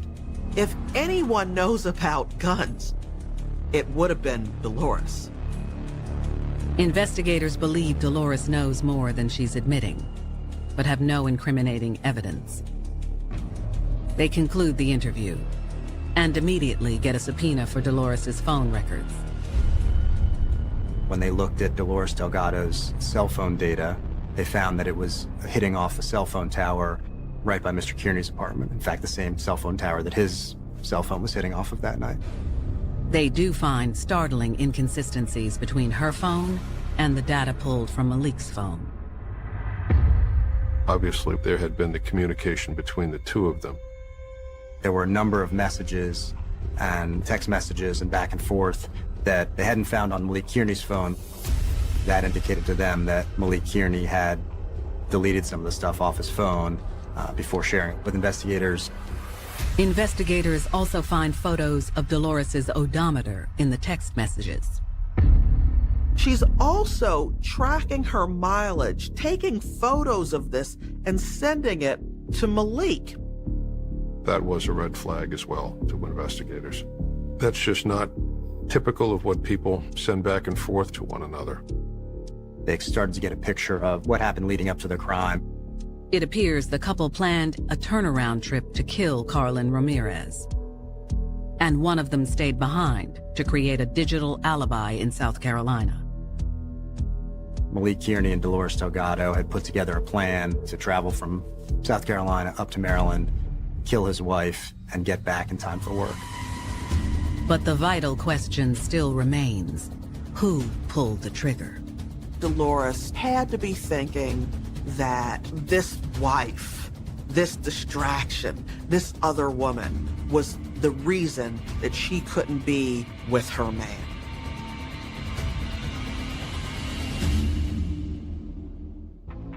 Homicide detectives in Severn, Maryland believe Dolores Delgado and Malik Kearney conspired to murder Malik's estranged wife, Army Private Carlin Ramirez. An exhaustive search into Malik and Dolores's cell phone records revealed the two spent several weeks working out their plan and how to cover up their tracks. At this point, police wanted to know which one pulled the trigger. When detectives receive Dolores's financial records, they get the big break they've been looking for. Detectives turned up that Dolores Delgado had purchased a Taurus .357 revolver. Same caliber of gun that had killed Carlin Ramirez. They also find another curious purchase: They see in her financial information that she's recently purchased gas cans. Authorities travel to Florida to execute a search warrant on Dolores's home. They don't find the murder weapon, but they do find another piece of damning evidence on Dolores's laptop. They found searches how many gallons are needed for each mileage from one way from South Carolina to Maryland. Investigators suspect the gas cans purchased on Dolores's card were part of a calculated effort to avoid leaving a trail behind. It points investigators to the conclusion that somebody did not want to stop for gas along the way and risk the possibility of their image being captured on surveillance cameras. At this point, detectives feel confident they have the evidence they need to charge Dolores Delgado and Malik Kearney with the murder of Carlin Ramirez. The electronic evidence, the text messages, the lack of truthfulness on the part of Malik Kearney during the interview process all led us to conclude that Malik Kearney and Dolores Delgado acted together to cause the death of Carlin Ramirez. In October 2016, after more than a year of investigation, a grand jury finally indicts Dolores and Malik. Dolores Delgado was arrested at her apartment. She appeared surprised to see police there, but at the same time, in the back of her mind, I think she knew this was coming. Malik Kearney was arrested on post and taken to the lockup at that fort. But the question still remains. Who pulled the trigger? Prosecutors decide to approach Dolores first to see if she'll crack. Prosecutors and investigators wanted to convince Dolores Delgado to cooperate, to tell us her side of the story, and ultimately testify against Malik Kearney. The purpose of my conversation with Dolores Delgado was to acquaint her with some of the evidence that we had obtained against her. They show her proof of purchase for 2 5-gallon gas cans and a .357 revolver. Delgado continued to be in denial about any involvement in the murder of Carlin Ramirez. Investigators knew that Dolores was lying. They had the evidence to prove it. They just needed her to give herself up. They decide to present her with another alarming piece of evidence. Just days earlier, a surprise witness had come forward with a guilty conscience. Police got a call from a man in Florida who said that shortly after the murder, he had helped Miss Delgado dispose of a firearm. That was a bombshell discovery that kind of cracked this case wide open. The unidentified witness told detectives that in September of 2015, he drove Dolores to a Florida waterway where she disposed of a .357 revolver. When police divers searched the waterway shortly thereafter, they recovered the gun. We matched the serial numbers to the firearm that Dolores Delgado had purchased in Florida before the murder. We determined the firearm killed Carlin Ramirez. Armed with this new evidence, prosecutors informed Dolores that she faces the possibility of life in prison for her role in the murder, if she doesn't cooperate with them. But is it enough to persuade Dolores to talk? Or will she continue to stand by her man? She loved this man and she wanted him. Malik was her fantasy come true. Dolores would do anything for him. Prosecutors are sitting down with 31-year-old Dolores Delgado, who is in custody for the murder of her boyfriend's estranged wife, Carlin Ramirez. Her boyfriend, Malik Kearney, has just been arrested. The evidence that we had did point to a plot that was hatched by both Malik Kearney and Dolores Delgado to murder Kearney's wife. Prosecutors have just informed Dolores that police divers have recovered the murder weapon. Upon examination by the lab, they were able to identify the serial number on the gun thrown into the river as the serial number of the gun purchased by Dolores Delgado from a local gun store in Florida. Armed with this additional incriminating evidence, prosecutors tell Dolores it is in her best interest to cooperate.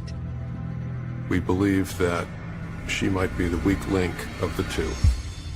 Prosecutors offer Dolores a deal: confess and testify against Malik to avoid life in prison. With her back against the wall, Dolores finally agrees to come clean.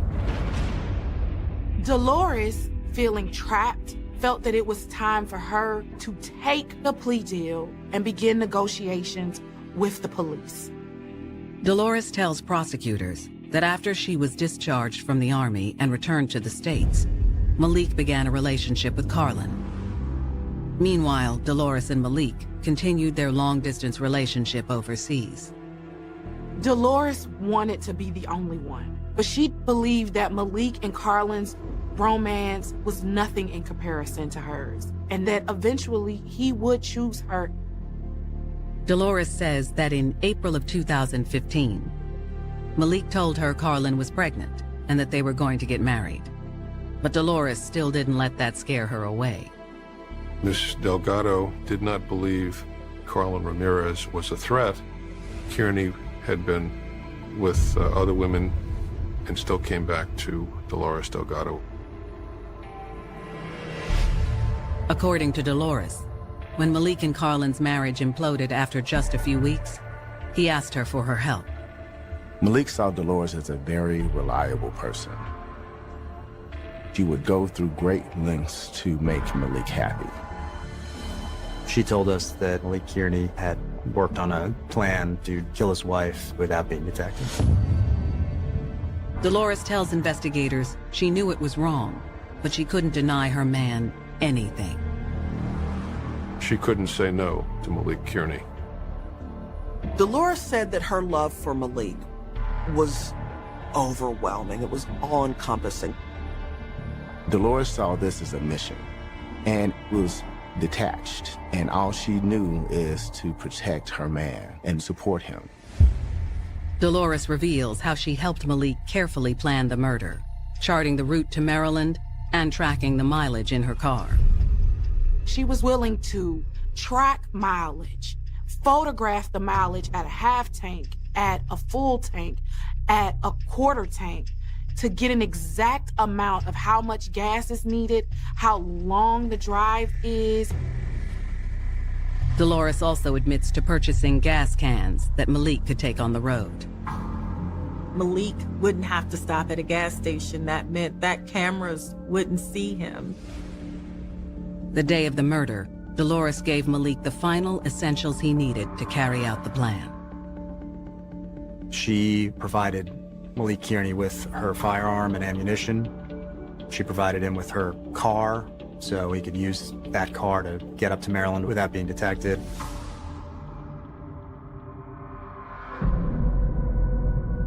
Yet, for investigators, it doesn't answer the question, why murder? Carlin Ramirez was already filing for a divorce from Malik Kearney. It seems in this situation, a reasonable person would have just gotten a divorce. Dolores explains that for Malik, it was all about pride. Malik was used to being in charge in his relationships. He held the power. He was used to getting what he wanted, but he couldn't have Carlin Ramirez, and that's why he killed her. Dolores says when Malik arrived at Carlin's apartment, he used his key to enter. Mr. Kearney planned to leave no trace behind. Once he shot Carlin 3 times, he reached for his daughter and placed her into Carlin's arms. To have a child laying in that crime scene. In my career, I'd never seen anything like that before. It was horrible. Dolores said that they discussed the fact that he wanted to kill Carlin Ramirez, where the next day was a work day, that when Ramirez failed to show up at post, someone would look for her and find the baby.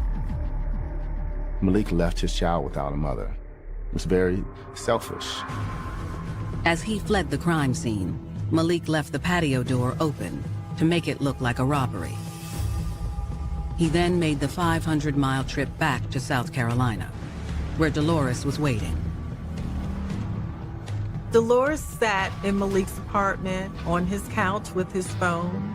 She sent text messages. She sat and watched movies and waited patiently. When Malik returned to South Carolina, Dolores burned his clothes. She threw the murder weapon into the water. Dolores had done everything for her man. Prosecutors have substantial evidence against Malik, but Dolores' statement puts the gun in his hands. Malik pulled the trigger and she helped him. Dolores certainly indicated that she regretted what had happened to Carlin Ramirez. But when Malik contacts Dolores from jail, will she fall for him one more time and wreck the state's case? Malik had her under some kind of spell, but she didn't even realize it. October 2016. In Severn, Maryland, Dolores Delgado has admitted to her role in Carlin Ramirez's death. Dolores felt that she needed to help Malik murder Carlin because that's what Malik wanted. She was willing to do anything to make him happy. In exchange for a lighter sentence, Dolores has agreed to testify against Malik at trial. But when Malik begins writing Dolores letters from jail, prosecutors worry that he could persuade her to recant. Kearney wrote to Delgado on a number of occasions saying, "Just trust me. Don't trust your lawyer. Don't trust anybody but me." Malik Kearney still sought to maintain his hold over Dolores Delgado. Investigators wonder, is she going to try and save herself, or is she going to try and protect her man? On July 16th, 2018, 37-year-old Malik Kearney stands trial for murdering his estranged wife, Carlin Ramirez. Malik Kearney entered pleas of not guilty. The prosecution describes how two once honorable soldiers came up with a diabolical plan to murder Carlin Ramirez. Dolores Delgado provided the alibi, provided the gun, the ammunition, and her car. But Malik Kearney pulled the trigger. They were partners in crime. Prosecutors submit the murder weapon, a .357 revolver, into evidence. They argue that Malik's actions represent one of the most cold-hearted crimes they've ever seen. It was particularly egregious by virtue of the fact that the mother was killed and her infant daughter placed in her dead arms. But Malik's defense attorneys maintain their client's innocence. The defense was essentially that Malik Kearney had nothing to do with the murder. When Dolores takes the stand, everyone is wondering, will she remain the state's star witness or protect her man like he asked her to in the letters? Fortunately, as Dolores begins her testimony, the prosecution is able to breathe a sigh of relief. Delgado testified that she went along with what Malik Kearney wanted because that's what she always did. Dolores comes clean. She admits to plotting every detail along the way. Dolores was willing to purchase gas, track mileage, purchase a gun, ammunition, provide Malik with an alibi. All of these things just so she could continue to feel safe and feel loved and protected. In the end, the jury returns a quick verdict. The jury found Malik Kearney guilty on all counts. He is sentenced to life in prison without the possibility of parole for the murder of Carlin Ramirez. The Ramirez family were relieved to have this behind them and have some justice for the murder of their daughter. Their best memory of their daughter Carlin is in their granddaughter. Carlin's family is raising the daughter and doing the best they can, but it's just not going to be the same as it would have been with her mother there. Dolores Delgado pleads guilty on all counts and is sentenced to 17 years in prison. Dolores Delgado was looking for love in all the wrong places. And boy, did she find love with the wrong man. Dolores was deeply connected to Malik. And that deep bond, it sort of causes love to become blind to a certain extent. But Malik saw Dolores as a person he could easily manipulate. Dolores was in all the way. She wanted what he wanted, and even if he wanted another woman dead, she was willing to do whatever it took for her man.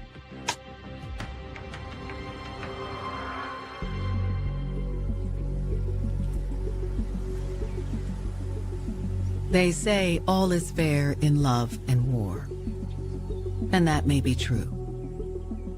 But when you allow your lover to become the commanding officer of your life, and do whatever you can to obey his orders.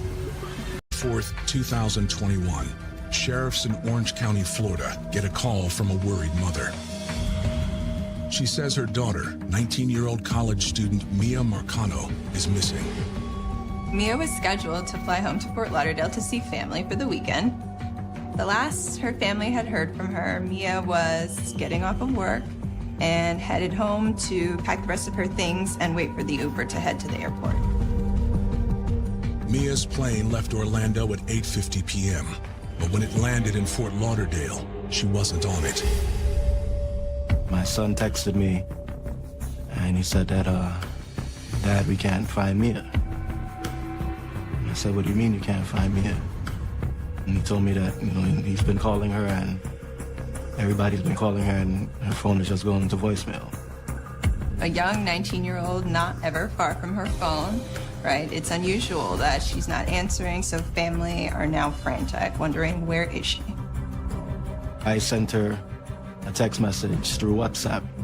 And on WhatsApp, you can see if a message was delivered or, if it was read or anything like that.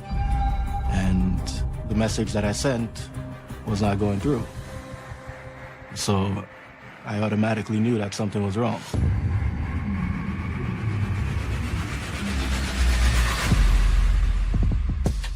Mia Marcano was born on April 26, 2002.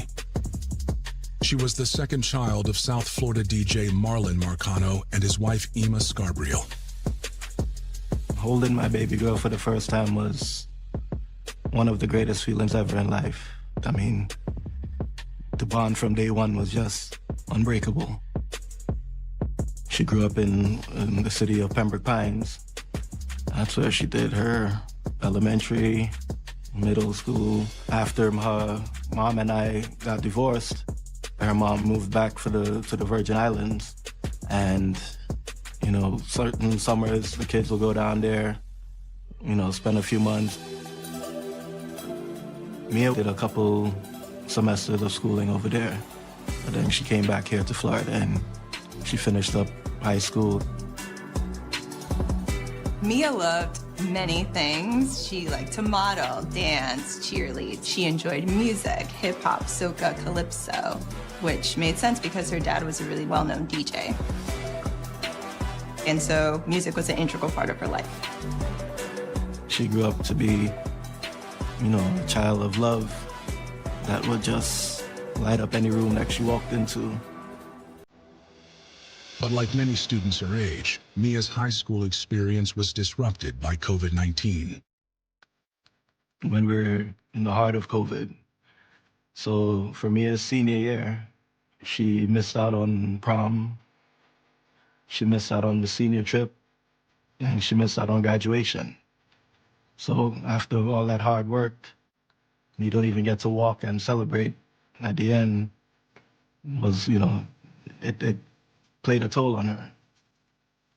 Mia hoped college would be different. But the pandemic continued through her freshman year. She had an apartment, and she shared it with 3 other roommates at that time. And it was a whole semester went by, and she didn't even see the campus of school. Everything was done online.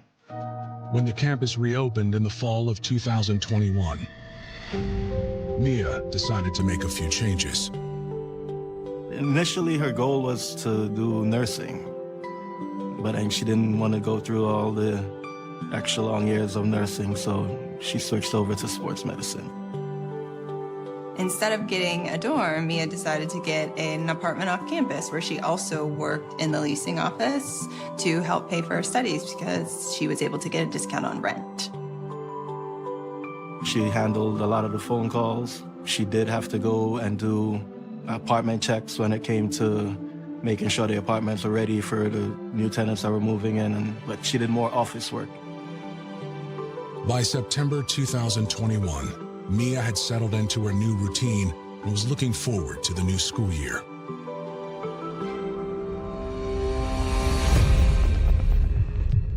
But now Mia has suddenly vanished, and her family is afraid something has happened to her.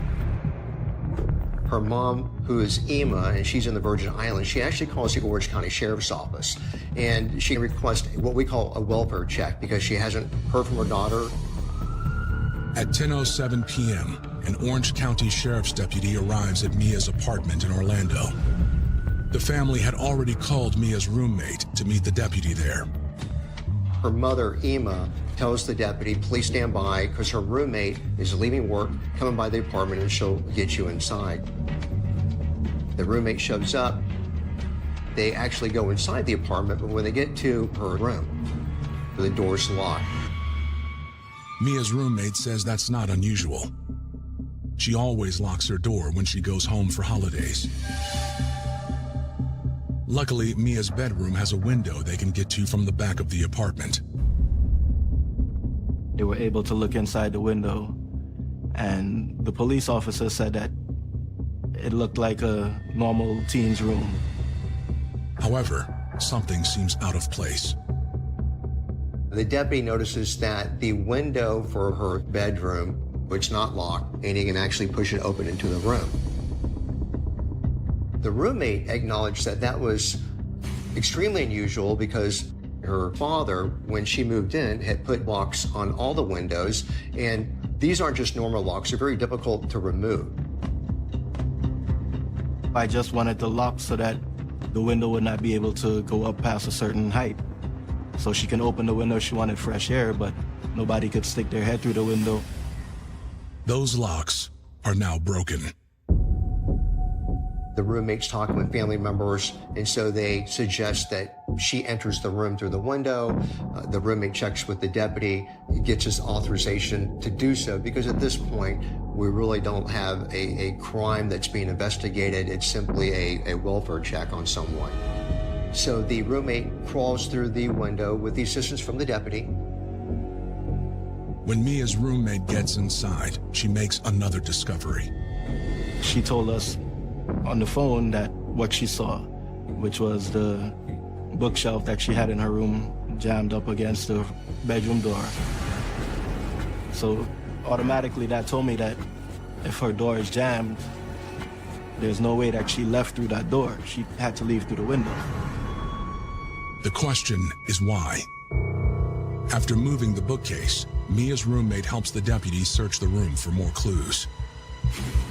The bed's, not made up, but they don't really notice anything initially out of the ordinary, but eventually they do find clothes that are in a backpack, and it appeared to be the clothes that she was going to take with her to the plane, so they were there. And also the teddy bear that she normally doesn't leave without if she goes anywhere. That was something that was very important to Mia. They knew that something was not right when they saw the teddy bear. The deputy files a missing person report.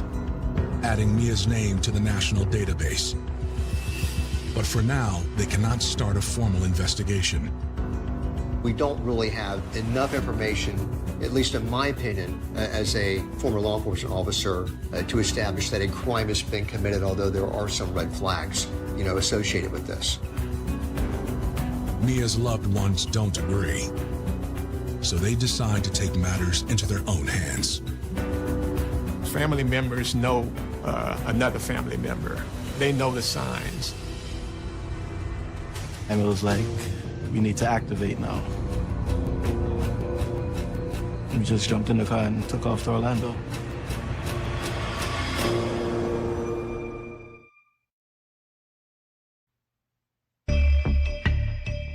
The family of missing 19-year-old Mia Marcano is worried about her disappearance. So they make a late-night drive from Fort Lauderdale to Orlando, Florida, to conduct their own investigation. We got to Orlando roughly, I would say 2:45, 3 a.m. in the morning. I didn't have a key to the apartment, but I was in contact with her roommates, and as soon as I got there, I called her, and she came and opened the apartment for me. We went into the apartment with gloves on because we knew not to touch anything. When they went into Mia's room to look around, they knew immediately that something was not right because Mia was an extremely neat person. It didn't matter where Mia was going, the time of the day. When she left, her bed was always made. Her room was always neat. We noticed, her jewelry was broken on the floor. Her bed was shifted. The type of jewelry that it was very difficult to break. It was not something that would just fall on the floor and break. They knew that it must have been some type of struggle. They also saw a box cutter. That was another sign. They knew Mia did not own a box cutter. That was not hers. Mia would not, that would not be her weapon of choice. The family spots something else the police officer missed during the welfare check. A blood stain on Mia's pillow.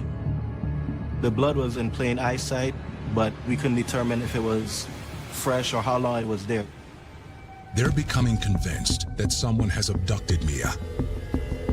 But she doesn't have any enemies they know about. We were talking and, we're trying to find out, who does she have any problems with? Has she been complaining about anything or anybody? And her roommate mentioned that the only person that she can think about was this guy named Armando.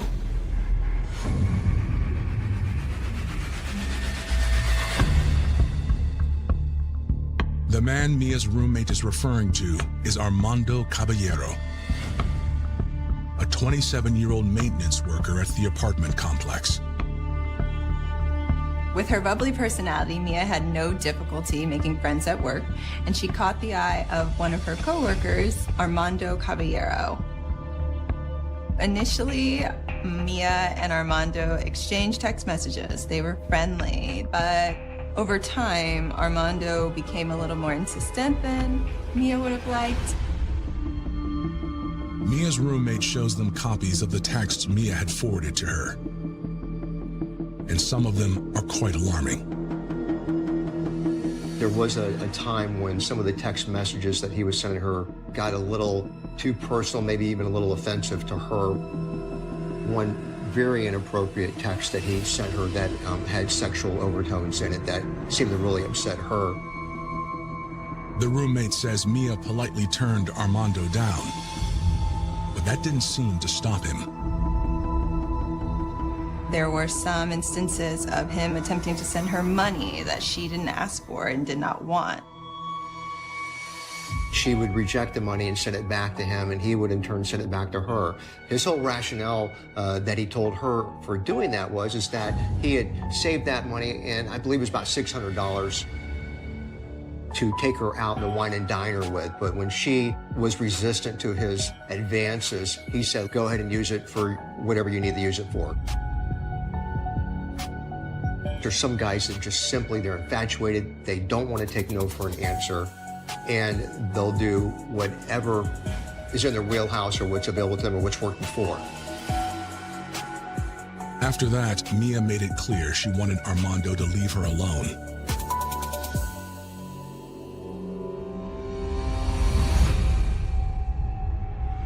But now her loved ones can't help but wonder if he's the reason she's disappeared. There's a concept in psychology called rejection sensitivity, right? To where people who experience rejection aren't able to have a typical threshold for accepting what that means. This could be the case with Armando as well, where his rejection sensitivity is really low, and so he's not able to interpret the social cues that he's getting from Mia in an appropriate way. He cannot get over the thought that he is being rejected by this person who he has claimed to be in love with. Once it got to the point where she indicated to him that she was no longer interested in his advances, and we see that he was not taking no for an answer, that is where we get to the point where something more sinister is at play.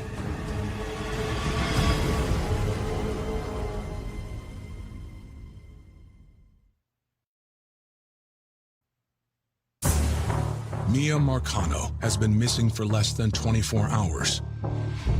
But the more her family learns, the more they think she's been abducted.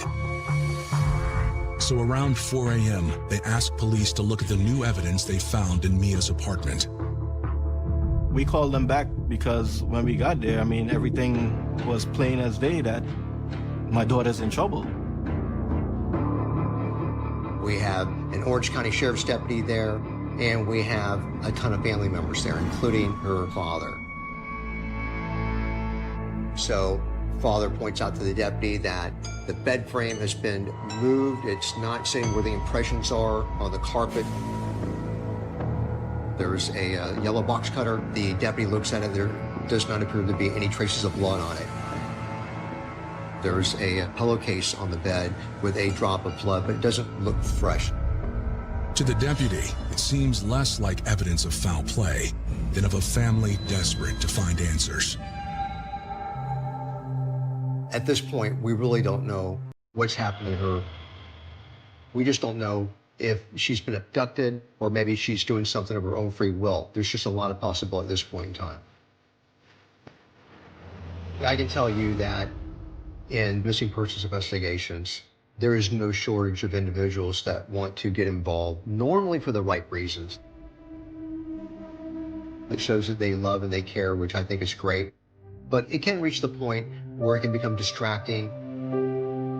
They're trying to tell me that, well, no, your daughter's not in trouble. It's a party weekend. She's probably out with her friends. And I mean, I know my daughter. If my daughter wants to go party with her friends, she doesn't have to sneak out her window. The deputy tells Mia's father he'll add the information to her case file. But there's nothing more he can do for now. Before he leaves, however, a security guard arrives to tell them about a suspicious vehicle in the parking lot. We automatically just, went outside. And I seen him sitting down in the car. He asked if we were looking for Mia. And my sister asked, well, who are you? And he said his name is Armando. It's the maintenance worker Mia's roommate told them about, Armando Caballero. But why is he lurking outside Mia's apartment in the middle of the night?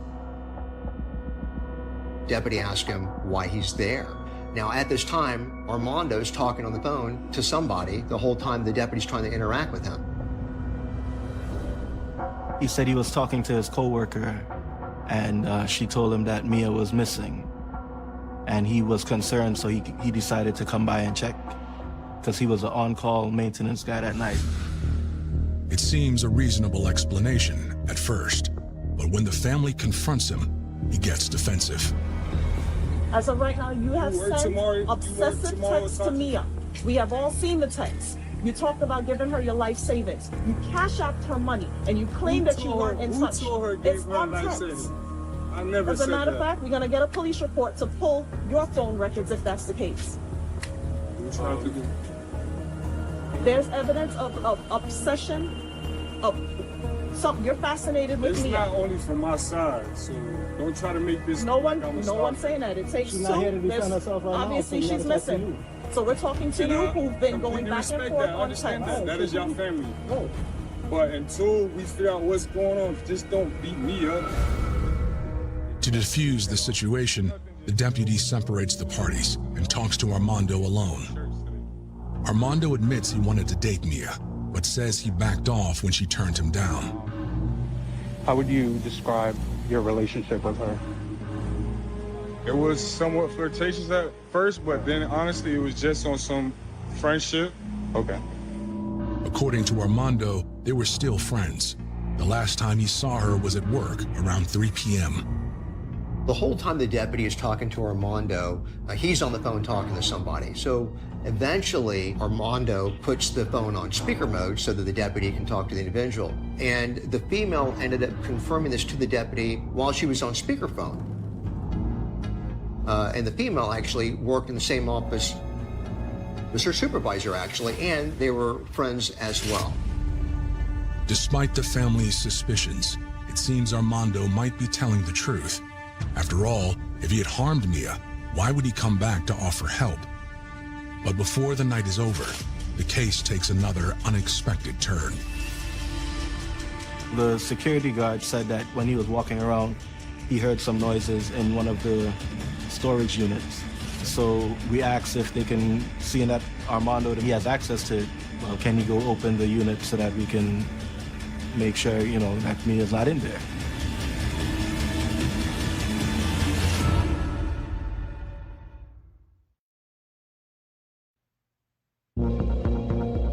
The family of missing college student Mia Marcano have confronted the man they think is connected to her disappearance. 27-year-old maintenance man, Armando Caballero. Strange noises coming from one of the apartment storage units makes them wonder if he stashed her inside. Armando and the security guard went to the storage unit and they came back and said it was cleared. The family remains convinced Armando knows more than he's saying. But with no evidence to hold him, at 6:29 a.m., the deputy tells Armando he's free to go. Mia's father isn't happy about it. The deputy took Armando's information, his name, his address, phone number, and told him to have a good night. I mean, if I'm driving and I get pulled over for a routine traffic stop, you'll search my vehicle, you'll take me out of the car, you'll do the whole nine, but my daughter's missing and a person of interest is right in front of you and you do nothing. The deputy tells the family to contact the sheriff's office if they hear from Mia.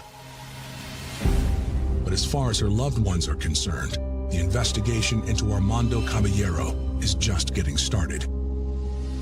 Next, the family kind of takes over the investigation for the cops. I don't think anybody's going to ever put in the efforts and the attention that a family member will put in.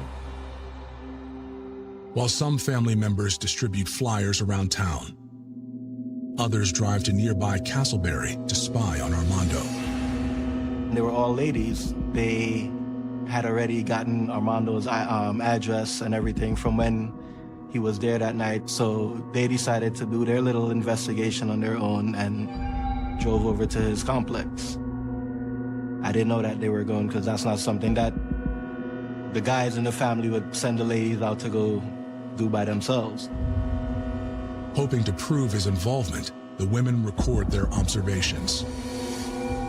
Why haven't they gone into his apartment? Why didn't they search him? Not long into their stakeout, they get exactly what they were hoping for. They see Armando taking items out of his car and into his apartment. And one item of interest was a pink blanket. The blanket. Oh my God, that is my blanket. My mother was the one who purchased that particular blanket for Mia. They contact the police, but now all of a sudden they're no longer in the Orlando area, they're in Seminole County, and they have to call the Castleberry Police Department. Before Castleberry police can get there, however, Armando leaves.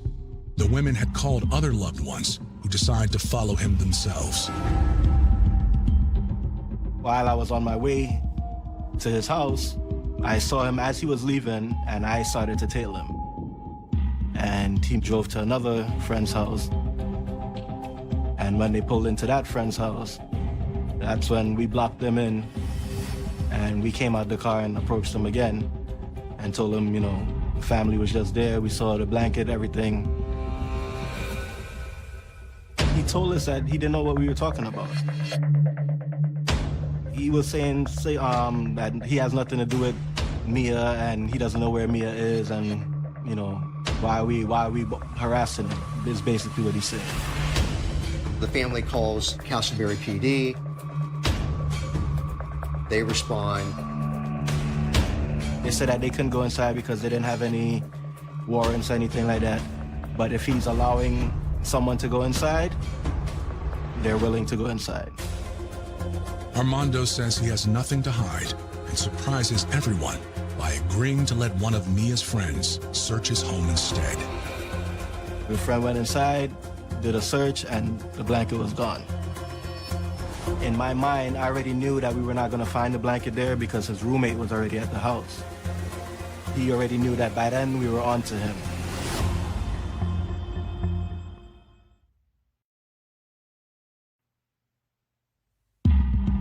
The first 48 hours are the most important in any missing persons case. And Mia Marcano's family is determined to find her before it's too late. Unfortunately, their only suspect, Armando Caballero, is staying one step ahead of them. At that point in time, I was just looking for the answer. And if he was the person that had her, I just wanted to find where Mia was. I felt like she was in danger. What they need is solid evidence to convince police to take them seriously. So they ask Mia's property manager for security camera footage from the day she disappeared. The only place that there were security cameras were primarily at the front office. There were no surveillance cameras throughout the apartment complex. Fortunately, there are other ways to track employees' movements. Everything in the apartment complex is pretty much controlled by key fobs. The key fob contains chips with unique codes, which are recorded whenever they're used. And those records give Mia's loved ones a much clearer picture of what happened the day she disappeared. When Mia gets off at 5 o'clock in the afternoon, about 5:06, she ends up entering her apartment. But the door doesn't lock, the deadbolt doesn't lock on it until about 5:12. So there's about 6 minutes of a delay before that happens. Stranger still, a different key fob gained access to her apartment half an hour earlier at 4:34 p.m. And that key fob belongs to the building's maintenance man, Armando Caballero. Because Armando's a maintenance worker, he has access to key fobs. And on an emergency basis for like overnight calls and stuff, he has access to key fobs in the building that will get him pretty much anywhere he wants to go. That allowed him access into every apartment. We were in disbelief to believe that a person would have unfettered access into a tenant's apartments. Within the past week, he had to fix a leak that was in her apartment, but there's no current work order. He had no business being there. There's no record of anyone opening the front door after 5 p.m. But that door isn't the only way in and out of the apartment. Mia's window was located in her bedroom. That was like at the back of the complex. For someone like a maintenance employee who's there every single day, he knows the blind spots throughout this apartment complex. He knows where he can kidnap someone and go unnoticed. Mia's family immediately takes this new evidence to Orange County Police. This time, authorities open an investigation and review all the evidence.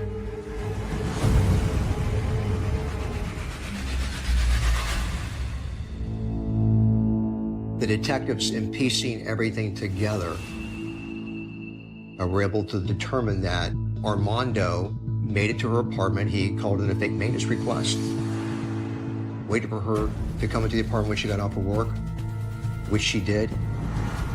They believed that once she entered, that there was a fight and a struggle, which would explain some of the jewelry on the floor, some of it broken, the bed frame being displaced, that he bound her, the window that was open, that the lock had been taken off, that Dad had put on, faced a back area of the complex that wasn't frequented by people. So it would have been relatively easy for him to get her out of that window without people watching him do that.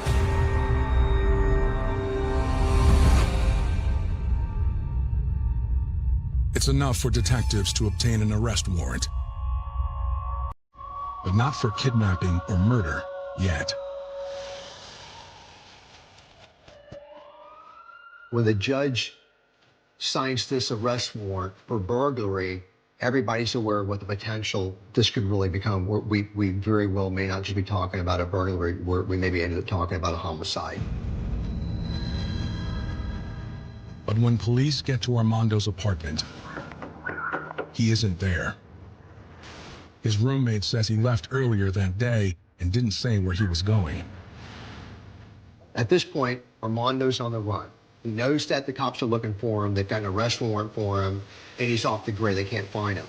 Now, the cops are also looking, for her. They have cut warrants for cell phone data for both Armando and from her.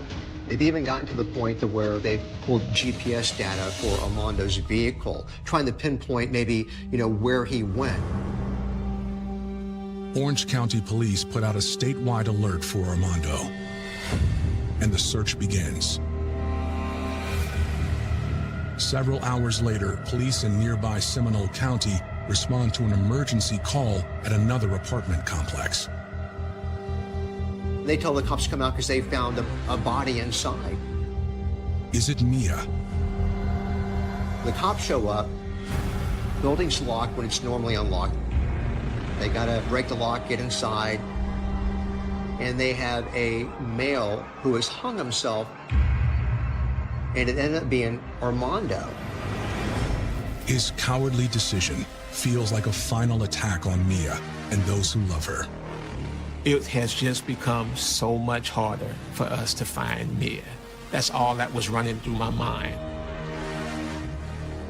How are we gonna find Mia if the person's responsible for her disappearance is no longer here? I'm just trying to, rationalize and think that maybe that's why he decided to take the easy way out and commit suicide, because he knew that we were onto him and there was nowhere to go. For me, I still had hopes that Mia was still alive. We knew we had to move extremely fast because Mia was missing on September 24th. It's now September 27th. And we're like, how long could she go without water? How long could she go without food? We're calculating all of this, and we know that there is a sense of urgency, and we have to find Mia right now.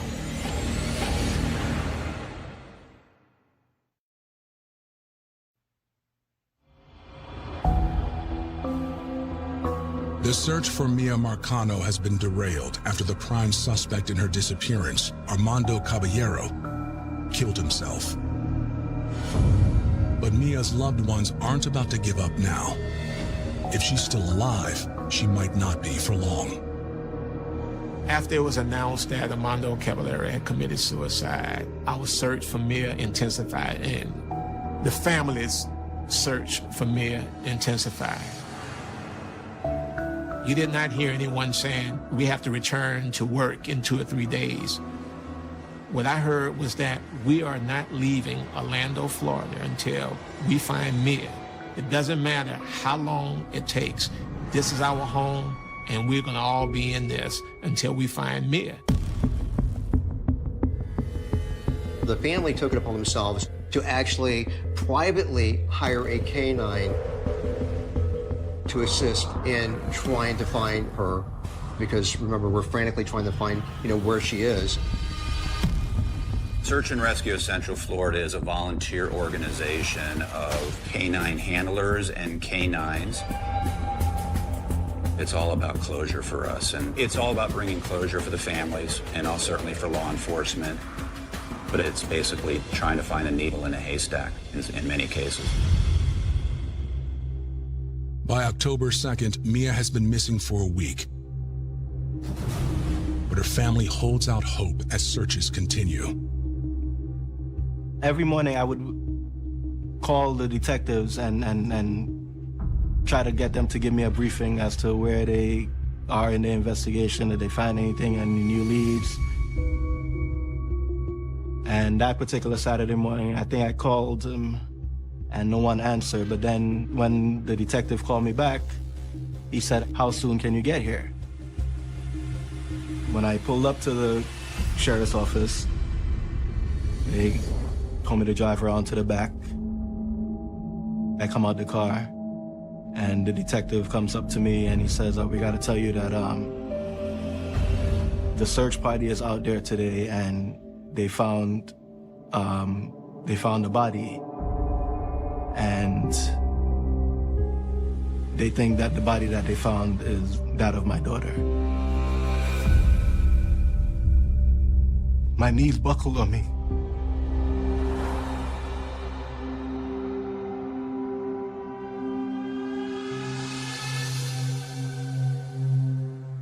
Detectives explain that earlier that morning, a search party combing the woods near an apartment complex where Armando used to work had made the heart-wrenching discovery.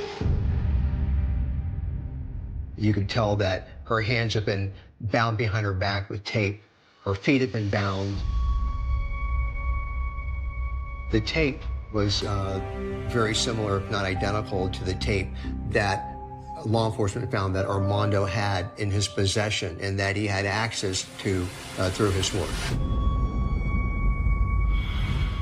Some believe he killed her to pay her back for turning him down.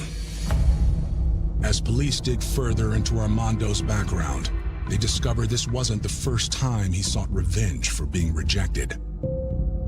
Armando Caballero had actually had an incident with another tenant at an apartment complex that he allegedly worked at. He offered this young lady out on a date. And when she refused to go out on a date with him, he threw weights through her window. So this was a guy who was a predator.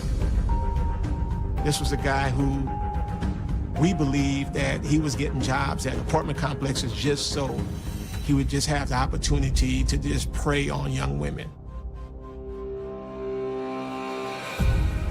On October 13th, 2021, the Marcano family lays Mia to rest. I think the notion of closure with something like this is really hard to try and articulate in words. I understand that there was a really beautiful service for Mia, and she was surrounded by family and friends who loved her. But with Armando dying by suicide and the many unanswered questions that are left, to me, the notion of closure really isn't possible at this point. So you tried to have a service for a princess. And I'm hoping she's happy with what we did. To preserve Mia's legacy and to protect other young women like her, the Marcanos lobby for a new state law to stop predators like Armando Caballero from abusing their positions, which is passed in August 2022. Mia's law is set in place for tenant safety. That's the main issue. And to, again, prevent other families from having to go through what we went through. Mia's law makes it a requirement that in order to enter a tenant's apartment, no longer do you have to give 12-hour notice. You have to give 24-hour notice. There's also has to be a background check, an extensive background check conducted on the employee before they are hired. Also, it was very important for the family to create a foundation. And what the foundation is about is to assist families of missing persons. Because this is something that you're not prepared to handle. So having someone who's been through it, giving you the advice, telling you the resources to look for, has been very beneficial to many of the families.